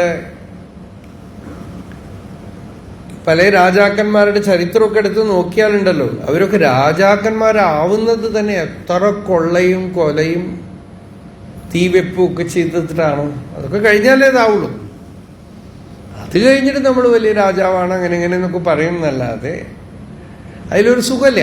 അപ്പൊ രാമൻ പറയാണ്, ആ കൈകേയി ചെയ്ത അനുഗ്രഹം നമ്മളിതാ സുഖമായിട്ട് ഈ കാട്ടില് ദിവ്യമായി സന്തോഷമായി ഈ ഋഷികളുടെ കൂടെ എത്ര ദിവ്യമായി. സീതയും പറയണു, അതെ അതെ ഇവിടെ തന്നെ താമസിക്കാന്ന് പറയണ സീത. അപ്പൊ സന്തോഷം ഉള്ള ആൾക്ക് ജീവിതം ദിവ്യമാണ്. രാജ്യം നഷ്ടപ്പെട്ടു പോയി എന്നൊന്നും വിചാരമില്ല. സൗഖ്യമാണ് ഈ വനവാസം. അപ്പോ സന്തോഷോ ഹി പരം ശ്രേയ, സന്തോഷ സുഖമുച്യത്തെ, സന്തുഷ്ട പരമഭ്യേതി, വിശ്രാമം അരിമർദ്ദന. സന്തോഷം നേടിയ ആളുണ്ടല്ലോ, അയാൾ ഫസ്റ്റ് ടൈം ലൈഫിൽ വിശ്രമിക്കും. ആളുകൾക്ക് വിശ്രാമം പോലും അറിയില്ല. നമ്മളൊക്കെ പോയി റൂമിൽ പോയി കിടക്കണ്ടല്ലോ, എത്ര പേര് വിശ്രമിക്കുന്നുണ്ട് വാസ്തവത്തിൽ പറയും. കിടന്നു കഴിഞ്ഞാലാണ് ഉള്ളിലിങ്ങനെ പല ആളുകൾക്കും പല പ്രശ്നങ്ങളും വിചാരങ്ങളും കാര്യങ്ങളും ഒക്കെ പൊന്തി വരിക അല്ലേ. ശരിക്കൊന്നും ഉറങ്ങാനുള്ള സ്വാതന്ത്ര്യം പോലും മനുഷ്യനില്ലാതെ. ഇതൊക്കെയാണ് കലയെ. കിടന്നാൽ സുഖമായിട്ട് ഉറങ്ങണം, രാത്രി ഇത്തിരി ധ്യാനിക്കാനാണ് ധ്യാനിക്കണം, ഇതിന് പ്രതിബന്ധമായിട്ടുള്ളതിനെയൊക്കെ വിട്ടുകളയണം. എന്തൊക്കെയാണോ ഈ സ്വസ്ഥതയ്ക്ക് കാരണം, അതൊക്കെ മൃത്യുവിന്റെ രൂപങ്ങളാണെന്നാണ് ബൃഹദാരണ്യക ഉപനിഷത്ത് പറയുന്നത്. എന്തെന്ന് നിങ്ങൾ ഉറങ്ങാൻ സമ്മതിക്കണില്ലയോ, എന്തെന്ന് നിങ്ങൾ വിശ്രമിക്കാൻ സമ്മതിക്കണില്ലയോ, എന്തെന്ന് നിങ്ങളുടെ ചിത്തത്തിനെ ആക്രമിക്കുന്നു, അതൊക്കെ മൃത്യുവിന്റെ രൂപങ്ങളാണ്. അവിടെയൊക്കെ നിസ്സംഗമായിക്കൊള്ളുക എന്നാണ്. അതിൽ കൂടുതലൊന്നും ഒന്നിനും വില കൊടുക്കേണ്ട ആവശ്യമില്ല. കാരണം നമ്മൾ ഇതെപ്പ പോയാൽ പോയി കഴിഞ്ഞു, അത്രയോ. നമ്മളിവിടെ ഒന്നും ഇരുന്നിട്ട് ഒന്നും കെട്ടിപ്പടുത്ത് കൊണ്ടുപോകാൻ പറ്റില്ല. നമ്മളുടെ കാര്യമൊന്നുമില്ല. എല്ലാ കാര്യങ്ങളൊക്കെ ഒരു മഹാശക്തി നടത്തിക്കൊണ്ടിരിക്കും. എല്ലാവരുടെ കാര്യത്തിന് പുറകിൽ ഒരു മഹാശക്തി നടത്തിക്കൊണ്ടിരിക്കണം. അതുകൊണ്ട് ഒരു വയസ്സിന് ശേഷമെങ്കിലൊക്കെ വിശ്രമിക്കാൻ പഠിക്കണം മനുഷ്യൻ. ധ്യാനം പോട്ടെ, വാസ്തവത്തിലുള്ള വിശ്രമമെങ്കിലും വരണം മനുഷ്യന്. റെസ്റ്റ്ഫുള്ളായിട്ട് ഇരിക്കാൻ അറിയണം ഇല്ലേ? അത് വേണ്ടേ? ഒരു റിലാക്സ്ഡ് ആയിട്ടോ. ഇനി റിട്ടയർ ആയി കഴിഞ്ഞെന്ന് വെച്ചാൽ അപ്പോഴെങ്കിലുമൊക്കെ റിലാക്സ്ഡ് ആയിട്ട് കംപ്ലീറ്റ്ലി വിശ്രമം.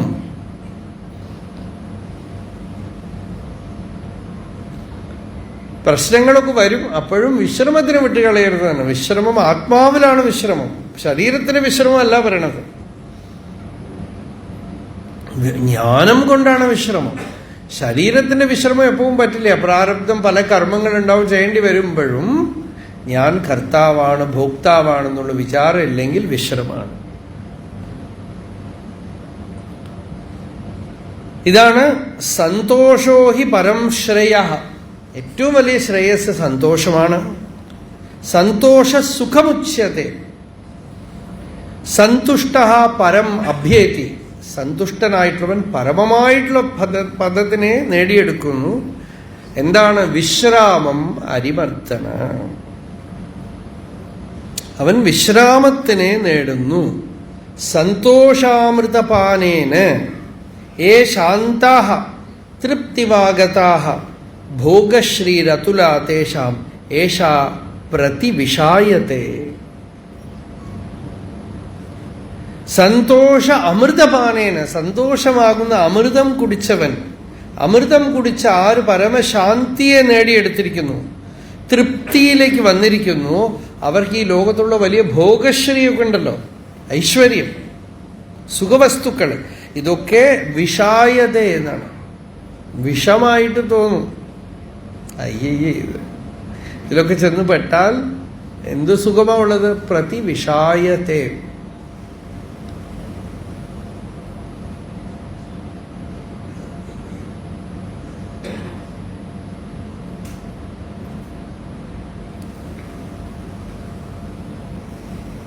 വലിയ വലിയ രാഷ്ട്രങ്ങൾ, ഹൈലി ഡെവലപ്ഡ് നേഷൻസിന്റെ സ്ഥിതിയൊക്കെ നോക്കൂ. ഒരുപാടുണ്ട്, പക്ഷെ സന്തോഷമായിട്ടിരിക്കാൻ പറ്റണില്ല. അതിന്റെ ഫലം എന്താ? ഫ്യൂച്ചർ പ്രോബ്ലംസ് ആണ്.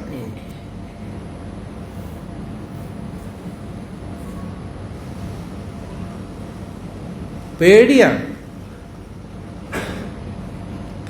ഇതൊന്നുമില്ലെങ്കിൽ സന്തുഷ്ടനായിട്ടുള്ളവൻ ശാന്താഹ തൃപ്തിമാഗതാഹ, അവർക്ക് ആവശ്യമില്ലാതെ ഈ ലോകത്തിലുള്ള സാധനങ്ങളൊക്കെ ഇതിലൊക്കെ പോയി പെട്ട വിഷം പോലെ അപകടമാണ് എന്ന് തോന്നുന്നു. അതുകൊണ്ട് അപ്രാപ്തവാഞ്ചാമുത്സൃജ്യ സംപ്രാപ്തേ സമതാം ഗതഃ അദൃഷ്ടഖേദാഖേദോ യഃ സന്തുഷ്ട സൈഹോച്യതേ. കിട്ടാത്തത് വേണ്ടാതാണ്. എളുപ്പം പറയാം. എന്ത് കിട്ടിയിട്ടില്ലയോ അത് ആഗ്രഹിക്കേണ്ട. കിട്ടിയതിൽ സമമായിട്ടിരിക്കുക. കാരണം എത്ര കാലം ഉണ്ടാവും എന്നറിയില്ല. ഇപ്പൊ ഗ്യാസ് കിട്ടിയിട്ടുണ്ടോ? കിട്ടി.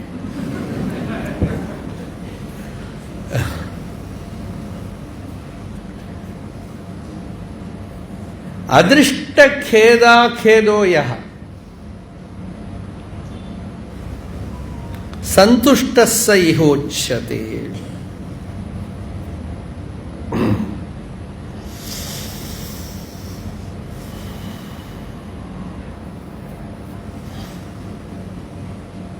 തുടർന്ന് നമ്മൾ നാളെ നമ്മൾ ഇത് ഈ ദ്വാരപാലാഹ ചത്വാരഹ, ഈ വൈരാഗ്യപ്രകരണം നാളെ നമ്മളിവിടെ പൂർത്തിയാക്കും. അരുണാചല ശിവ അരുണാചല ശിവ അരുണാചല ശിവ അരുണാചല ശിവ അരുണാചല ശിവ അരുണാചല ശിവ അരുണാചല